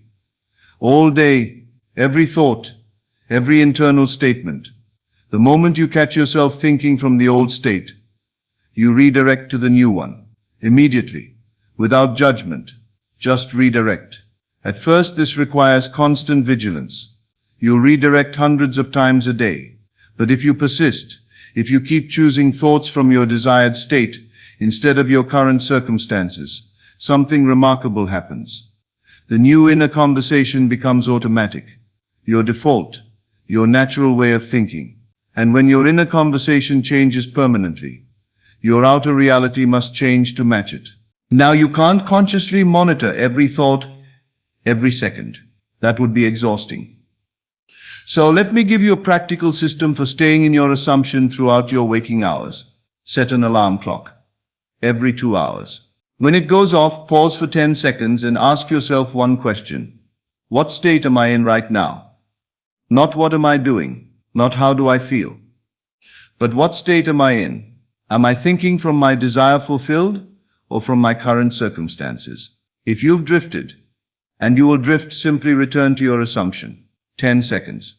That's all. Feel yourself as the person who has your desire. Adjust your inner conversation. Reset your state. Then continue with your day. Do this every 2 hours, every single day. And here's what happens. You start catching yourself drifting even without the reminder. Your consciousness becomes self-aware, self-correcting. By the second week, you might only drift a few times a day, instead of constantly. By the fourth week, your assumption becomes so natural that you rarely drift at all. You're not trying to stay in it anymore. You just are in it, 24/7. Now here's where most people completely lose their assumption. Something happens that contradicts their desire. A bill arrives, their bank balance is low, they don't get the call they were expecting. Someone criticizes them, they see their ex with someone else. And in that moment, in that instant of seeing contradictory evidence, they completely abandon their assumption and react from the old state. Panic, fear, doubt, anger, disappointment. And with that reaction, they've exited their desired state and entered the old one. This is why staying in assumption 24/7 is so difficult. Because reality will constantly show you evidence that contradicts your assumption, and your natural tendency is to react to that evidence. But you must learn to remain in your state regardless of evidence. Here's how. When something happens that would normally trigger you, pause before reacting. Take one conscious breath and remind yourself, this is old data, this is yesterday's state being reflected back to me. This is not my current reality in consciousness. Then consciously choose to remain in your assumption. You see the low bank balance, but you remain in wealth consciousness. You think, I am abundant. This is temporary. My assumption is what's real. You don't get the call, but you remain in success consciousness. You think everything is unfolding perfectly. My desire is coming in the right timing. Someone hurts you, but you remain in love consciousness. You think, I am so loved. This person's actions don't define my reality. This is the practice. This is how you stay in assumption despite contradictory evidence.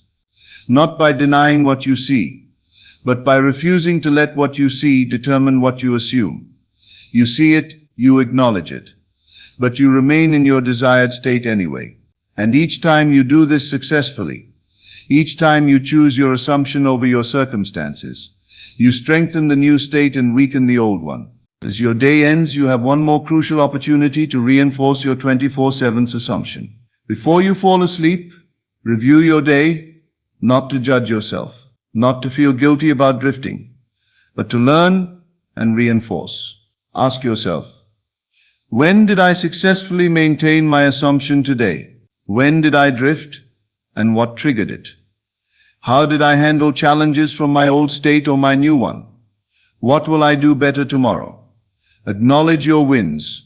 Every time you caught yourself drifting and return to your assumption, that's a win. Recognize it, celebrate it. And then do your state akin to sleep practice. Imagine your desire fulfilled. Engage all your senses. Make it vivid and real, and fall asleep in that feeling. This nightly practice doesn't replace staying in assumption all day. It reinforces it. You're bookending your day with your desired state, morning and evening, and maintaining it throughout the hours in between. Now, here's something most people don't realize. You can stay in your assumption even while you sleep. Your subconscious mind never stops working. It's always processing, always creating, always manifesting based on whatever you've impressed upon it. When you fall asleep in the state of the wish fulfilled, you're programming your subconscious to work on your behalf all night long. While your conscious mind rests, your subconscious continues creating, arranging, orchestrating circumstances that match your assumption. This is why the state you fall asleep in is so important. It's the state your subconscious works from for the next 8 hours. If you fall asleep worrying about money, your subconscious spends the night creating more lack. If you fall asleep feeling lonely, your subconscious reinforces separation. But if you fall asleep feeling wealthy, loved, successful, whatever your desire is, your subconscious spends the night manifesting that reality. So even sleep becomes part of your 24/7 assumption. You're not taking a break from your desired state. You're letting your subconscious deepen it while you rest. Now let me share something that will transform how you understand staying in assumption 24/7. Eventually, this isn't about technique anymore. It becomes about identity. At first, you have to consciously remember to stay in your assumption. You have to deliberately choose your thoughts. You have to intentionally redirect when you drift. This is the practice phase. This is necessary. But as you persist, as you spend more and more time in your desired state, something shifts. You stop being someone who's trying to assume wealth. You become someone who is wealthy. You stop being someone who's practicing being loved. You become someone who simply is loved. The assumption stops being something you do and becomes someone you are. And when this identity shift happens, staying in assumption 24/7 becomes effortless. Because you're not trying to maintain a state anymore. You're just being yourself. And yourself is someone who already has what you desired. This is the ultimate goal of 24/7 assumption. Not to perfectly maintain a practice forever, but to become someone for whom the desired state is natural, automatic, permanent. So let me give you a challenge. A 7-day intensive practice for staying in assumption 24/7. For 7 days straight, you're going to commit completely to living in your assumed state around the clock. Every morning, wake up and immediately occupy your desired state before doing anything else. Every 2 hours, check your state. If you've drifted, return immediately. Monitor your inner conversation. When you catch yourself thinking from the old state, redirect to the new one. When evidence contradicts your assumption, consciously choose to remain in your desired state anyway. Every evening, review your day, acknowledge your wins, do your state akin to sleep practice. Every night, fall asleep in the feeling of the wish fulfilled. 7 days, complete commitment. No exceptions. No days off. And I promise you, by day 7, staying in your assumption will feel completely different than it did on day 1. It won't be as hard. It won't require as much effort.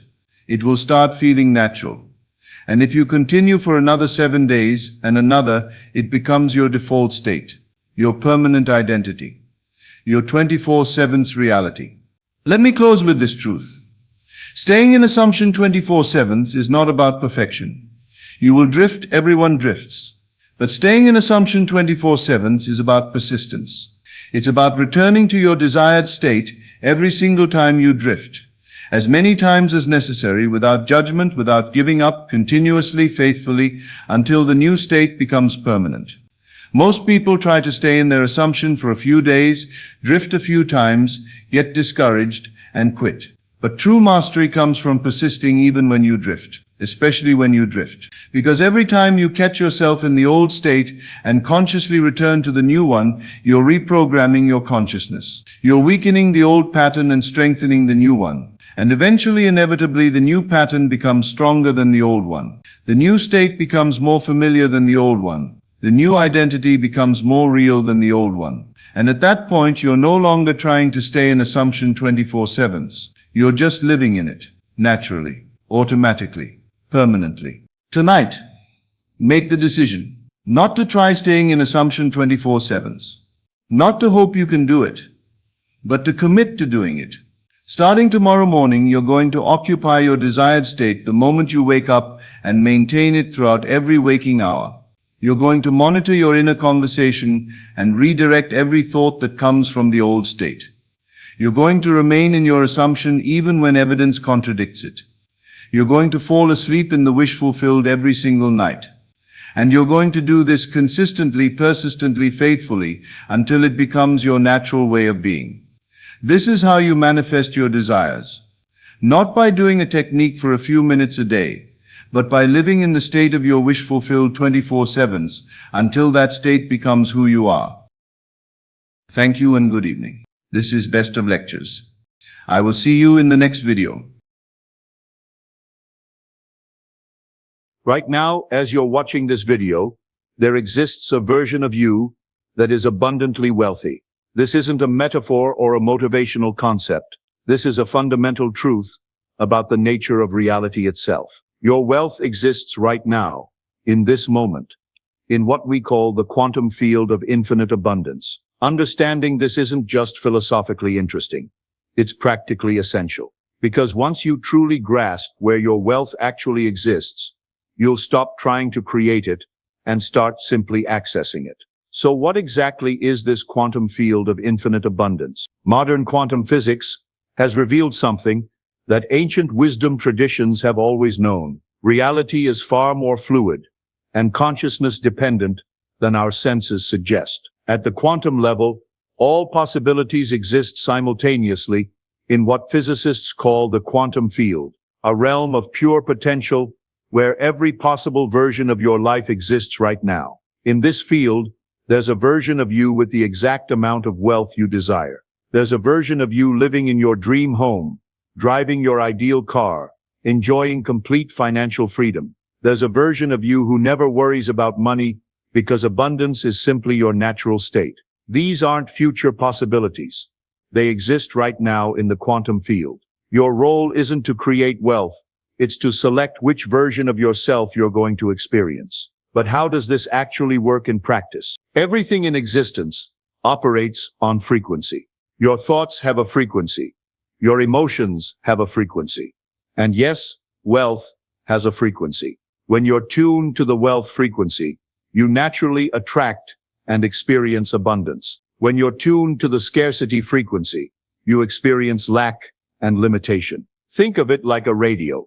All the radio stations are broadcasting simultaneously, but you only hear the one you're tuned to. Similarly, all possible financial realities are available simultaneously, but you only experience the one your consciousness is tuned to. The wealthy version of you isn't in the future.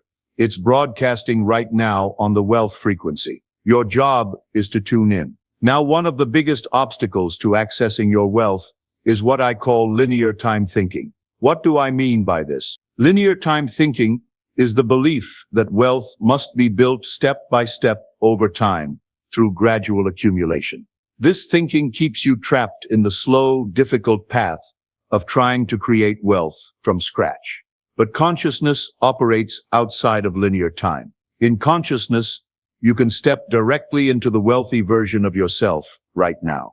When you do this, the external world then rearranges itself to match your new inner reality, bringing you the opportunities, resources, and circumstances that align with your wealth consciousness. This is why some people can go from broke to wealthy seemingly overnight, while others struggle for decades without significant progress. The difference isn't in their external strategies, it's in their ability to access and embody the wealth frequency. So where exactly does this parallel reality exist, where you're already wealthy? Let's explore this concept more deeply. In the quantum field, there exists a parallel reality where you made different choices, held different beliefs, and as a result, manifested abundant wealth. In this reality, you wake up each morning with complete financial security. You make decisions based on what you want, not what you can afford. Money flows to you through multiple streams, with apparent ease. You contribute generously to causes you care about. You live in beautiful surroundings that reflect your success. You feel worthy and deserving of all the abundance you enjoy. This parallel reality isn't fantasy. It's as real as your current reality. The only difference is that you're not currently experiencing it, because your consciousness isn't aligned with it. Your consciousness is the bridge between your current financial reality and the wealthy reality that already exists. When you shift your consciousness to match the wealthy version of yourself, you literally shift into that parallel reality. This isn't about pretending or visualizing. This is about recognizing that the wealthy you already exists and consciously choosing to embody that version of yourself. When you do this with sufficient depth and conviction, your external circumstances must shift to match. Think of it like changing channels on a television. The channel you were watching doesn't disappear when you change channels. It continues broadcasting. You've simply tuned into a different signal. Similarly, when you shift to wealth consciousness, you're not creating a new reality. You're tuning into a reality that already exists. The key to accessing your wealthy parallel self is to stop thinking of wealth as something you need to achieve and start experiencing it as something you already are in another dimension of reality.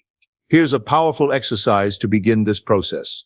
Close your eyes and imagine that somewhere in the quantum field, there's a version of you that has already achieved all the wealth you desire.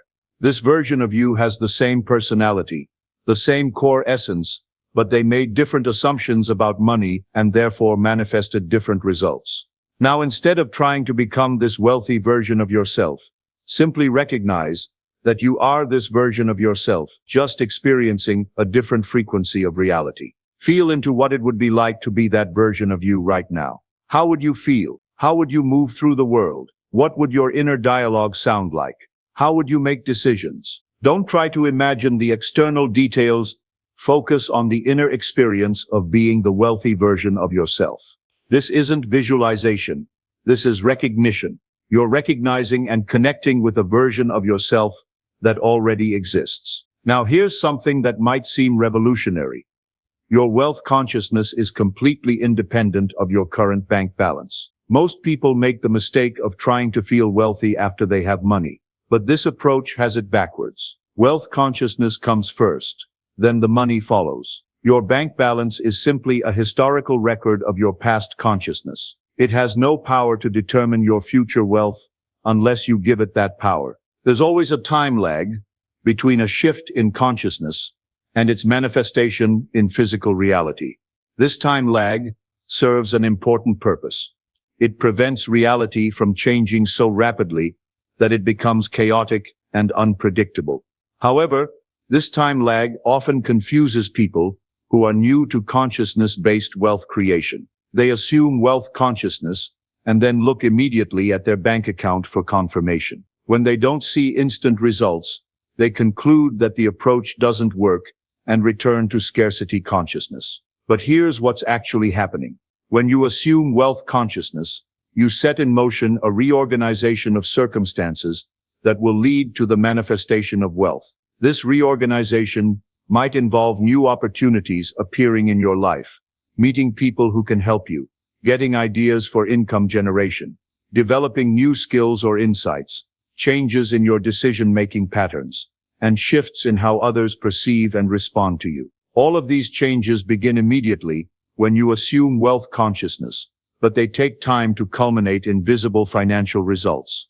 The period between assuming wealth consciousness and seeing it manifest in your bank account is what we call the bridge period. This is the most crucial time in the entire manifestation process, because it's when your commitment to your new consciousness is tested. During the bridge period, your external circumstances might still reflect your old consciousness. Your bills are still the same. Your income might not have changed yet, and you might face financial challenges that seem to contradict your new wealth consciousness. This is completely normal and expected. Your external world is catching up to your internal shift. The key is to maintain your wealth consciousness regardless of what your current circumstances suggest. Remember, your current circumstances are the result of your past consciousness. Your wealth consciousness is creating your future circumstances. Don't let the past override the future. Here's the secret. You can feel genuinely wealthy right now, even if your bank account doesn't reflect it yet. In fact, feeling wealthy now is what creates the fact of wealth later. Wealth consciousness isn't about the amount of money you have. It's about your relationship with abundance itself. When you truly embody wealth consciousness, you feel abundant and secure regardless of your current financial situation. You make decisions from a place of plenty rather than scarcity. You're generous with what you have, knowing more is always available. You expect good things to happen financially. You feel worthy of abundance and prosperity. You see opportunities where others see obstacles. These internal states are available to you right now, regardless of your bank balance. And when you consistently embody these states, your external financial reality must eventually match them. Now, what's the scientific basis for all of this? Is there actual research supporting consciousness-created abundance? While the concept of consciousness creating reality might seem mystical, it's actually supported by cutting-edge scientific research in quantum physics, neuroscience, and consciousness studies. Let me explain how quantum physics supports this. Quantum physics has demonstrated that consciousness plays a fundamental role in determining reality. The famous observer effect shows that the act of observation actually influences what is observed. Subatomic particles exist in a state of probability until they're observed, at which point they collapse into a definite state. This suggests that consciousness doesn't just observe reality, it participates in creating reality. When you observe your life from wealth consciousness rather than scarcity consciousness, you're literally influencing the quantum field to manifest experiences that match your observation. Neuroscience research has shown that our beliefs literally rewire our brains, creating new neural pathways that influence how we perceive and interact with the world. When you hold wealth consciousness beliefs, you're creating neural pathways that notice opportunities that align with abundance, generate ideas for creating value and income, recognize resources that were previously invisible, make decisions that support financial growth, and build relationships with people who can help you prosper. Your brain becomes a wealth-seeking, opportunity-recognizing instrument when it's programmed with abundance consciousness. Your brain has a filtering system called the reticular activating system, or RAS, that determines what information you notice and what you ignore. When you assume wealth consciousness, you're programming this system to notice business opportunities, investment possibilities, people who can help you succeed, resources for creating income, and signs that abundance is flowing to you. Someone with scarcity consciousness has their reticular activating system programmed to notice lack, problems, obstacles, and evidence that money is hard to come by. They literally live in a different perceptual world, even though they're in the same physical environment. There's research on collective consciousness and wealth too. The research into morphic resonance suggests that when you embody a particular state of consciousness, you tap into a collective field of similar consciousness. When you assume wealth consciousness, You're connecting with the collective field of all wealthy individuals throughout history. This isn't just metaphysical speculation. You can feel this connection when you truly embody wealth consciousness. You gain access to insights, wisdom, and intuitive guidance that seems to come from beyond your individual mind. Now that you understand where your wealth exists and how consciousness creates reality, the question becomes, how do you consistently live from the wealth frequency? First, let me describe what the wealth frequency actually feels like. The wealth frequency has a distinctive feeling to it.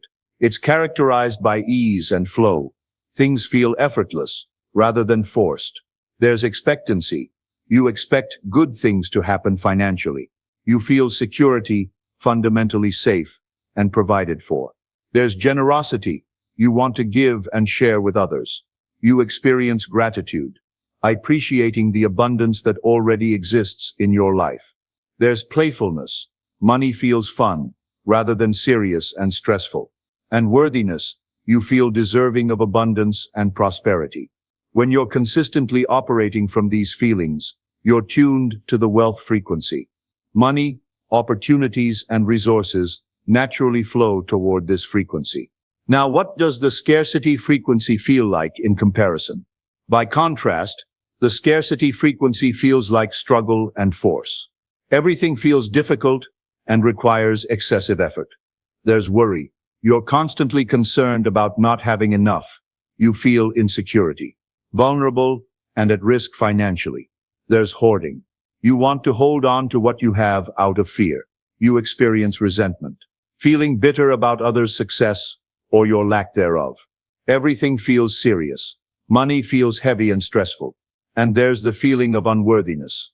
You don't feel deserving of abundance.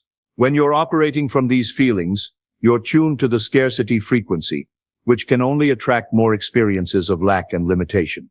The key to accessing your wealth is learning to consciously shift from the scarcity frequency to the wealth frequency. Here are some immediate techniques. First, try the assumption shift. Instead of thinking I need money, assume money flows to me easily. Feel the difference between these two states. Second, use the gratitude amplifier. Focus on abundance that already exists in your life. Health, relationships, opportunities, even basic needs being met. Gratitude for existing abundance tunes you to the frequency for more abundance. Third, embody the wealthy identity. Ask yourself, how would I feel right now if I were already wealthy? Then embody that feeling regardless of your current circumstances. Fourth, practice the generous act. Do something generous, even if small. Generosity can only come from abundance consciousness and immediately shifts you to the wealth frequency. Now let me make something crystal clear for you. Your wealth exists right now. It's not in the future. It's not dependent on external circumstances changing, and it's not something you need to earn or deserve. Your wealth exists in the quantum field of infinite abundance. Your wealthy self exists in a parallel reality. The wealth frequency is broadcasting right now, waiting for you to tune in. The only thing standing between you and the experience of wealth is your willingness to accept that it already exists and to embody the consciousness that matches it. In our next episode, we'll explore the specific principles of assumption and how to apply them to wealth creation. You'll learn the exact difference between hoping for money and assuming wealth, and why this distinction makes all the difference in your financial results. But for now, simply rest in this knowing. Somewhere in the quantum field, you are already abundantly wealthy.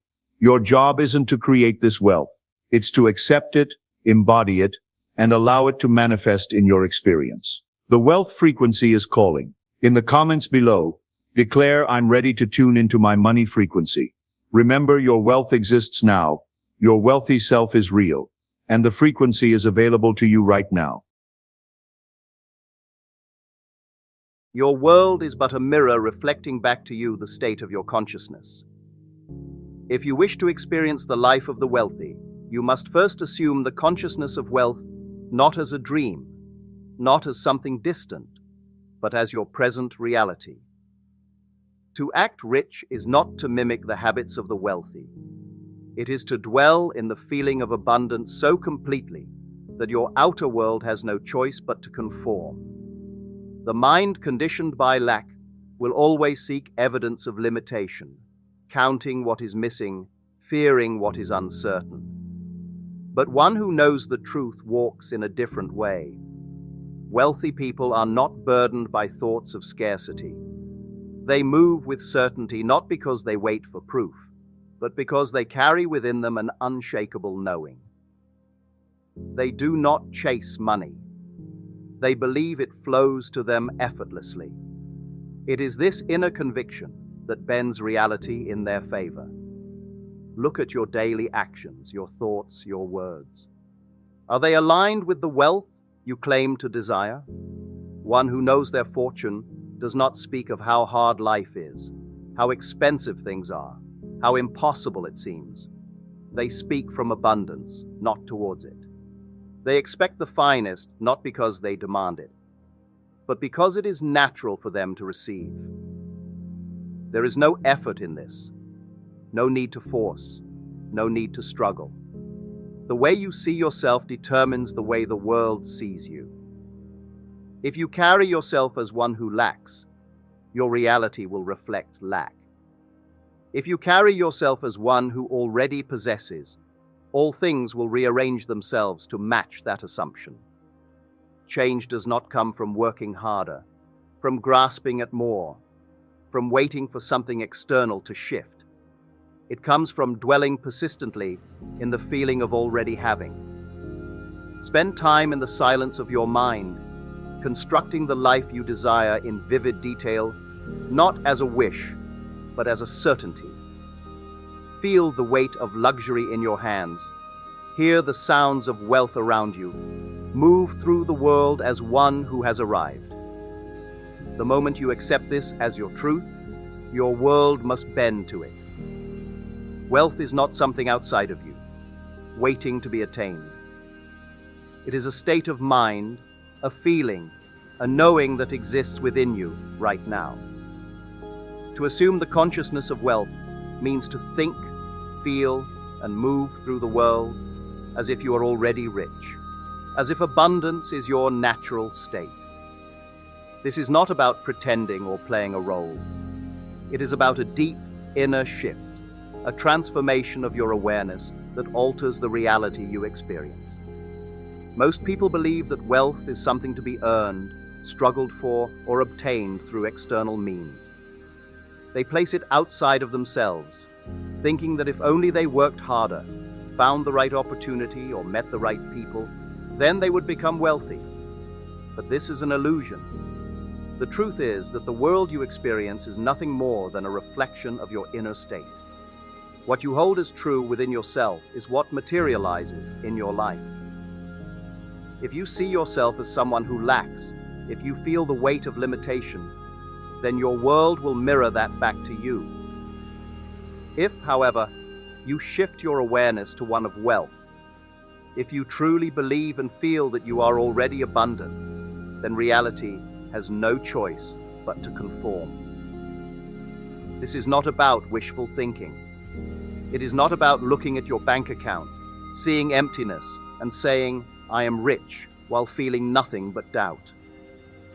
It is about embodying the feeling of wealth so completely that you no longer seek evidence of it outside of you. You do not need the world to confirm it first. You confirm it within yourself, and then the world reshapes itself accordingly. Look at those who are truly wealthy, those for whom abundance is effortless. Their actions, their words, their very presence communicate a deep sense of certainty. They do not hesitate when opportunities arise. They do not speak of lack or struggle. They do not worry about how things will come to them. They simply know that they will. This is not because they were born into privilege or had some special advantage. It is because they have conditioned their minds to accept wealth as their reality.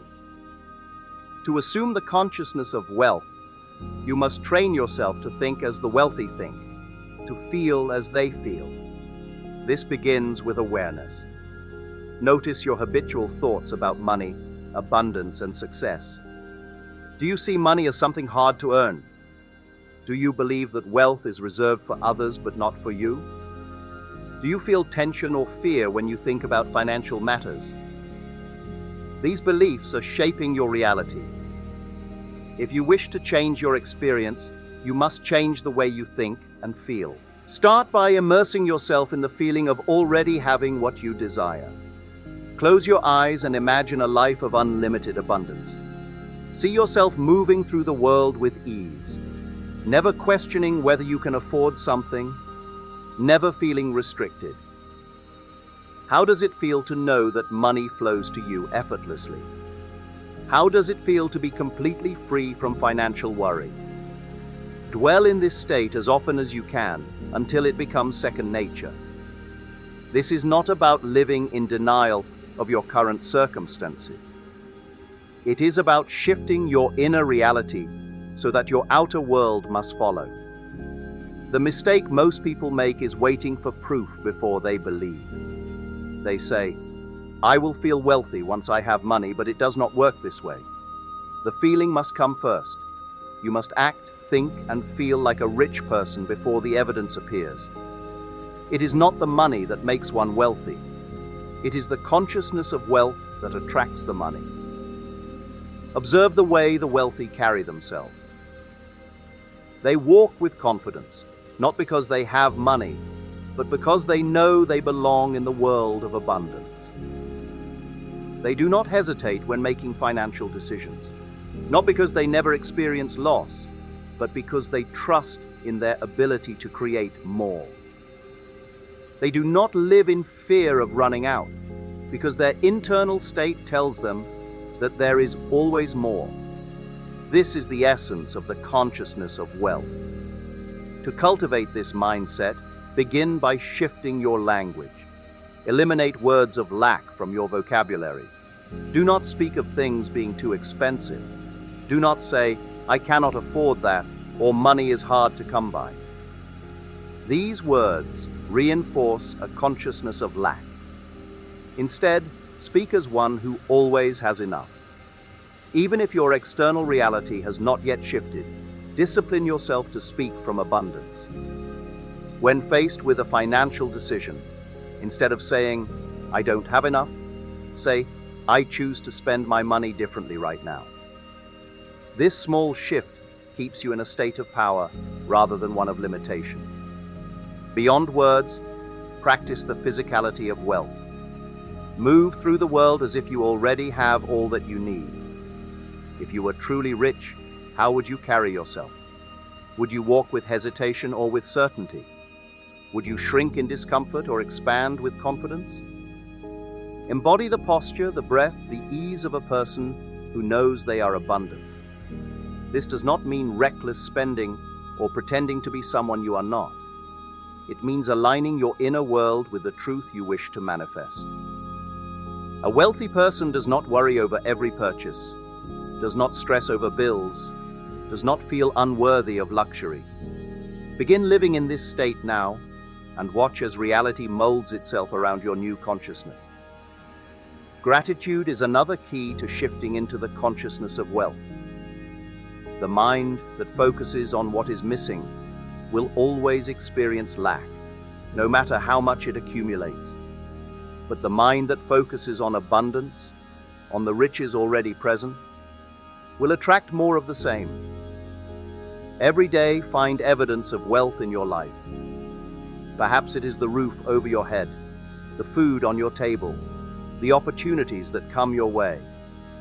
Acknowledge them, give thanks for them, and in doing so, you align yourself with the frequency of abundance.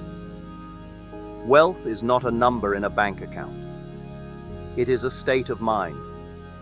There are those who have millions and still live in fear, and there are those who possess very little yet feel limitless. The difference is in their consciousness.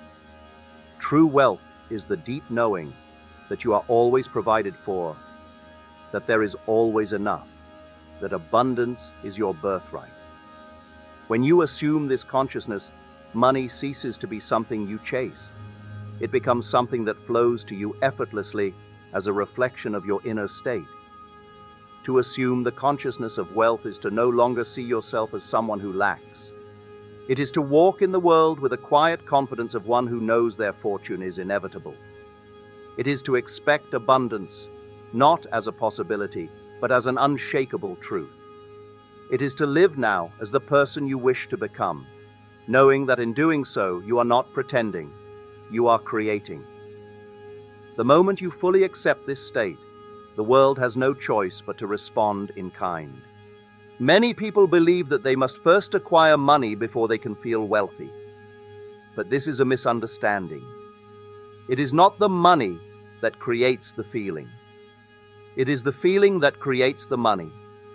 If you feel lack, if you feel desperation, if you feel unworthy, then no matter how much money you acquire, it will never be enough. But if you cultivate the feeling of abundance now, before any external changes occur, then money will flow to you effortlessly. This is why some people seem to attract wealth so easily while others struggle, no matter how hard they work. It is not effort alone that determines financial success. It is the consciousness behind the effort.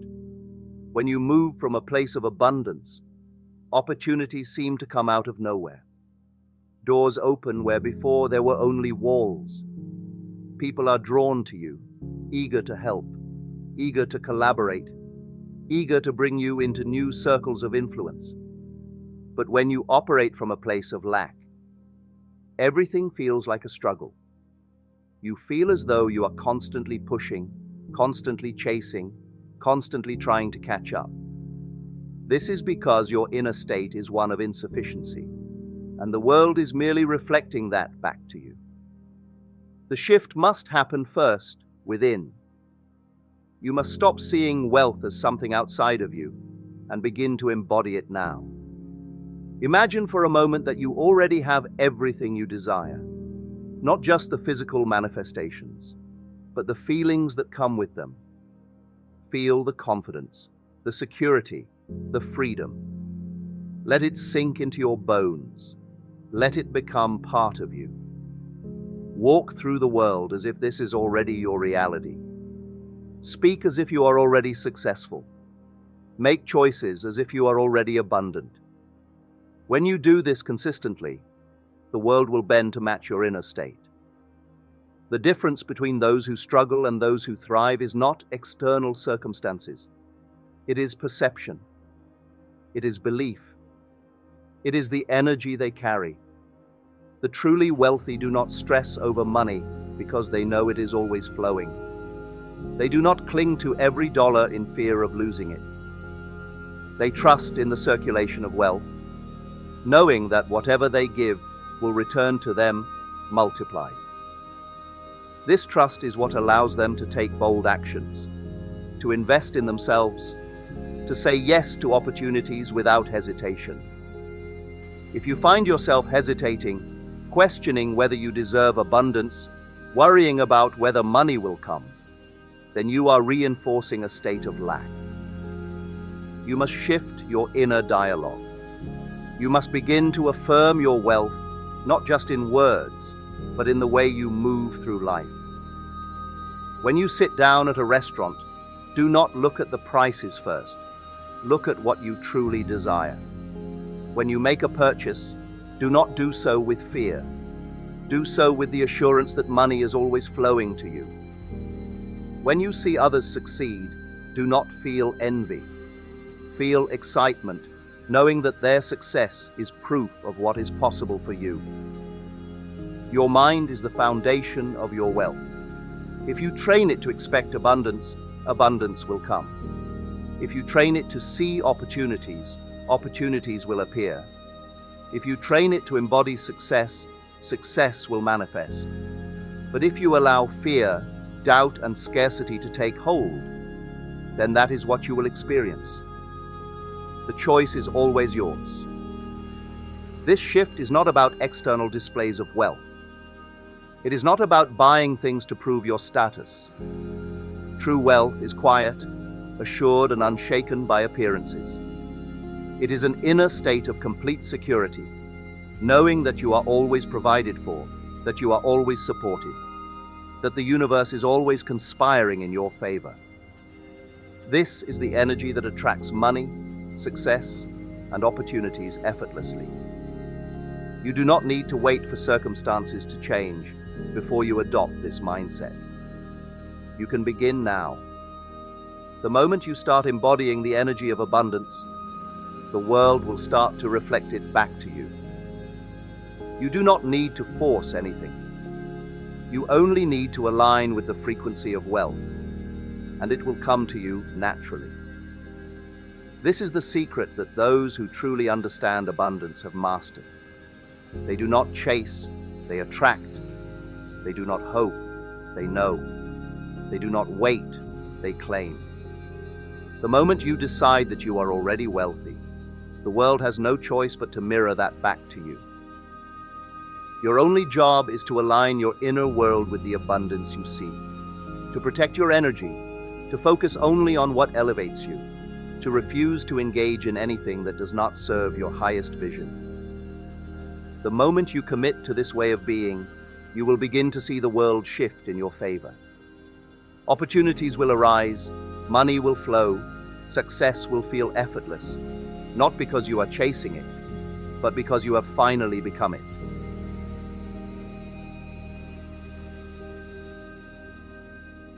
Good evening, my friends. You know, I've been teaching this law for many years now. And in all that time, I've watched thousands of you come to these meetings, notebooks in hand, eager to learn the secrets of manifestation. And do you know what I see happening? You're making it so complicated, so unnecessarily difficult. You're buried under techniques, drowning in methods, paralyzed by rules you think you must follow perfectly, or everything will fail. And all the while, the answer, the simple, beautiful, elegant answer, is staring you right in the face, but you can't see it, because you're too busy searching for something more complex. So tonight, I'm going to strip everything away, all the techniques, all the methods, all the elaborate practices. And I'm going to give you the raw truth, the one principle that makes everything else irrelevant. And I promise you, when you finally hear it, I mean really hear it, let it sink into your bones, you're going to laugh. Because it's so simple, so obvious, so absurdly, beautifully simple that you'll wonder how you ever missed it. Assume it's done. That's it. That is the law. Not a technique, not a method, not a formula. The law itself. Now, before you dismiss this as too simple, before you think, but wait, I already know that. Let me ask you something. If you really knew it, if you truly understood it, would you still be here searching for the perfect technique? Would you still be asking me which method works fastest? Would you still be worried about whether you're doing your visualizations correctly? No, you wouldn't. Because when you really grasp this, when it clicks so deeply that you can't unknow it, everything changes. Every technique becomes optional. Every method becomes flexible. Every rigid rule dissolves. You become free. But most of you aren't free yet. And tonight, I'm going to show you why. I'm going to show you the trap you've fallen into. The mistake that's keeping you from the simple, effortless manifestation that should be your natural state. And then I'm going to give you the key to walk out of that trap forever. So please, put down your notebooks for a moment. Stop trying to memorize. Stop analyzing. Just listen, because what I'm about to tell you could save you years, perhaps decades of unnecessary struggle. Let me show you where most of you are stuck right now. You come to these meetings searching for the perfect method, the right technique, the secret formula that will finally make everything work. And there's nothing wrong with that. I understand. We've all been there. But here's what you're missing. And please listen carefully, because this will save you years of unnecessary struggle. The technique is never the cause. Your consciousness is the cause.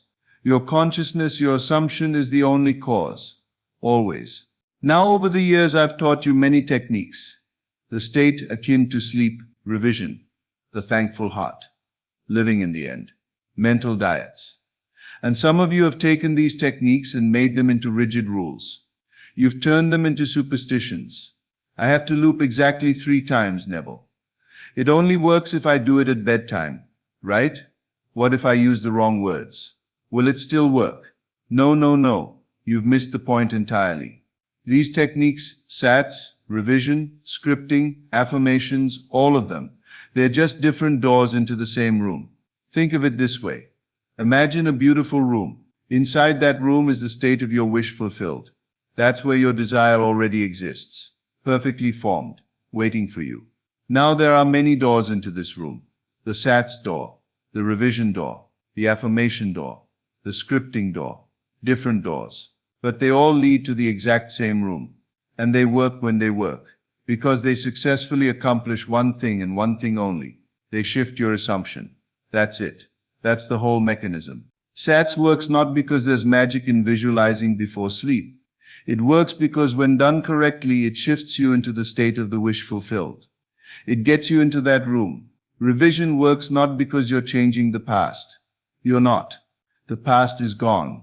Revision works because changing how you remember events changes your present assumption about yourself and your world. Affirmations work not because words have power in themselves. They work when and only when they shift your consciousness from the state of wanting to the state of having. Do you see? The technique is the vehicle. The assumption is the destination. And most of you, you're so fixated on the vehicle that you've forgotten where you're trying to go. Let me tell you what I see happening. And please, don't be offended. I'm telling you this because I care about your success. You come to these teachings and you collect techniques like someone collecting stamps. Oh, I know SATs. I know revision. I know mental diet. I know ladder technique. And then you use them desperately, anxiously hoping one of them will work. You do your SATs at night, but while you're doing it, you're thinking, please work. Please let this work. I need this to manifest. What if it doesn't work? Do you see what you're doing? You're using the technique, but you're not in the state. You're not assuming it's done. You're assuming it's not done and hoping the technique will make it done. And because assumption is the only reality, because what you assume must become fact, your assumption of it's not done is what manifests. Not the scene you're visualizing, the state you're actually occupying. Then when nothing happens, what do? You blame the technique. SATs doesn't work for me.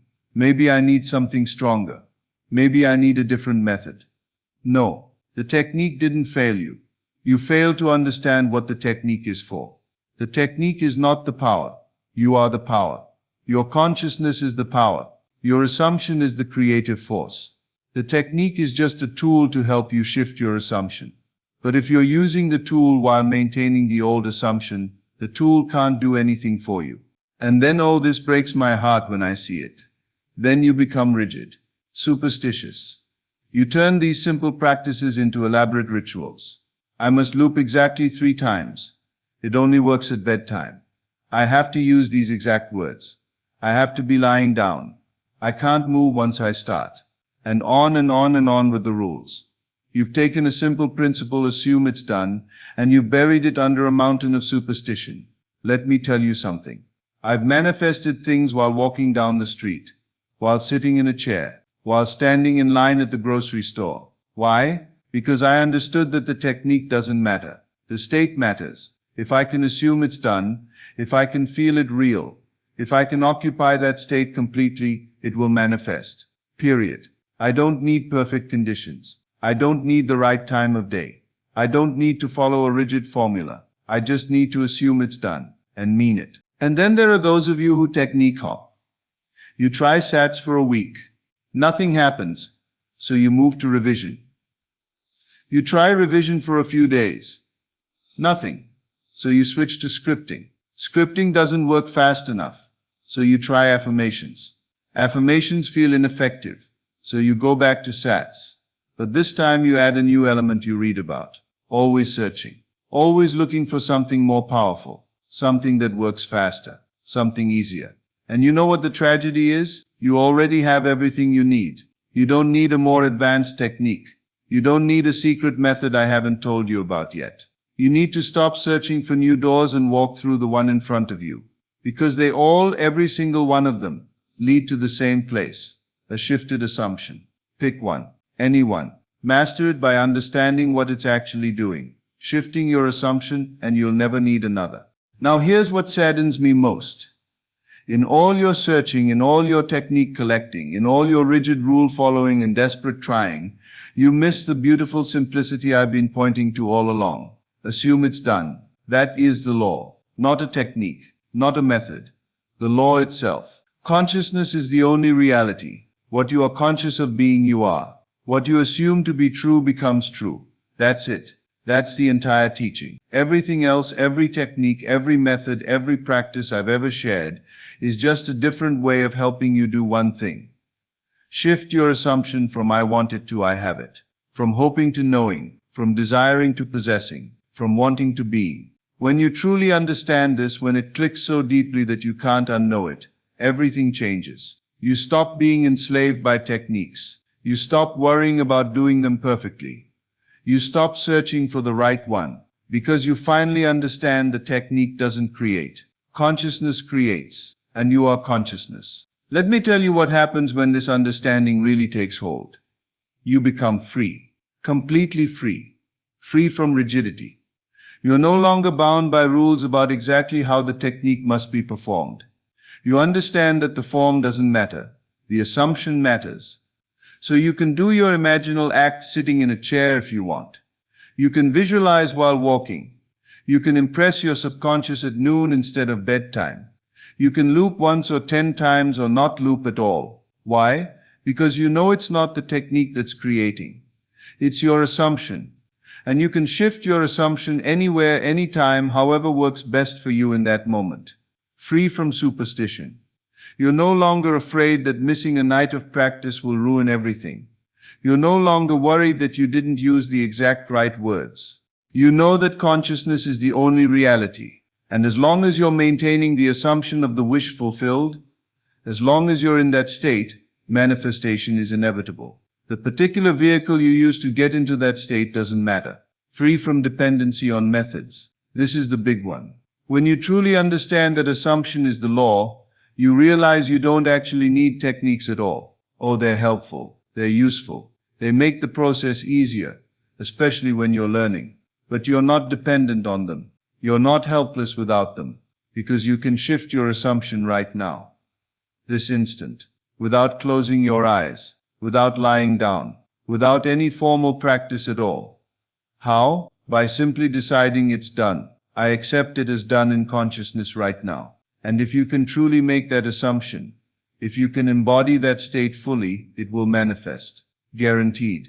The technique was never necessary. It was just training wheels. And now you can ride the bike on your own. And here's how you know when you've really grasped this. You stop asking which technique should I use? Which one is most powerful? Which one will work fastest? And you start asking, what am I assuming right now? And is that assumption aligned with my desire? That shift in question changes everything, because now you're focused on the right thing. Not the method, the state, not the vehicle, the destination, not the technique, the consciousness. You're checking your assumption throughout the day. Am I assuming I have it, or am I assuming I want it? Am I in the state of the wish fulfilled, or am I in the state of hoping it will be fulfilled? And when you catch yourself in the wrong assumption, you don't panic. You don't think, oh no, I'm ruining everything. You just shift, gently, naturally. Oh, I was assuming lack. Let me return to the assumption of having. And you do. And you continue. And the manifestation continues forming. This is mastery. Not using the perfect technique, but maintaining the perfect assumption. Now, some of you are still thinking, but I want to learn more advanced techniques. I want the secret methods you haven't shared yet. And I'm telling you as plainly as I can, you don't need more advanced methods. You need a deeper understanding of the one law behind all methods. There is no secret technique I'm holding back. There's no advanced formula that will suddenly make everything easy. There's only this. Consciousness is the only reality. And assumptions harden into facts. Assume it's done. That's the law. That's the whole law. That's the only law. Grasp that principle, really grasp it, deep in your being, and every technique becomes yours to use or not use with full confidence and conviction. You can use SATs if you like. It works beautifully when you understand what it's actually doing. You can use revision if that resonates with you. It's a powerful tool for shifting assumptions about your past and therefore your present. You can affirm, you can script, you can visualize, you can live in the end. Or you can do none of them, because you understand that the technique is not the power. You are the power. The method doesn't create. Your assumption creates. And the instant you assume it's done, truly assume it, not hope it, not want it, but know it's done in consciousness. In that instant, it begins to harden into fact in your world. Here's how you'll know if you've really understood tonight's message. Tomorrow, when you wake up, you won't immediately think, what technique should I do today? How many times should I loop my scene? What's the best method for this desire? Instead, you'll ask yourself, what am I assuming about this situation? Am I assuming it's done, or am I assuming it's still pending? And if you're assuming it's pending, you'll shift. Right there. No technique required. You'll just change your assumption. It's done. I accept it as finished in consciousness. And you'll feel the shift, the relief, the certainty, the peace of knowing. And you'll move through your day from that assumption, not from a technique you performed, but from a state you're occupying. That's when you'll know. You've got it. You've understood. You've moved beyond techniques to the principle behind them all. So this is my gift to you tonight. This understanding. Use the techniques if they help you. I've given them to you because they work. They're effective tools for shifting consciousness. But don't worship them. Don't become enslaved by them. Don't think they're the power. You are the power. Your consciousness is the creative force of your entire world. And all you have to do, the only thing you've ever had to do, is assume your desire is fulfilled. Not hope it will be fulfilled. Not work toward it being fulfilled. Not try to make it be fulfilled. Assume it is fulfilled. Now, already, done. That's it. That's the law. Everything else I've ever taught you is just different ways of helping you do that one simple thing. So tonight when you go home, you can do your sats if you like. Or you can revise your day. Or you can write in your journal from the end. Or you can repeat your affirmation. But while you're doing it, remember the technique is not creating your reality. Your assumption is, and if you can assume it's done, if you can really feel it done, know it's done, accept it as done in consciousness. You don't need the technique at all. You're already in the state. You're already in that room. The door you came through doesn't matter anymore. What matters is that you're there, in the state of the wish fulfilled. And from that state, manifestation is not a maybe. It's not a hope. It's not a wish. It's a law. Assume it's done. That is the law. Thank you, and good evening. As always, thank you for joining me on this journey into the depths of consciousness. Remember, you are not here by accident. You are here because your soul is ready for this truth. Take these teachings and let them transform not just your mind, but your entire reality. Until we meet again in consciousness, keep assuming your greatness and living from the end of your desires.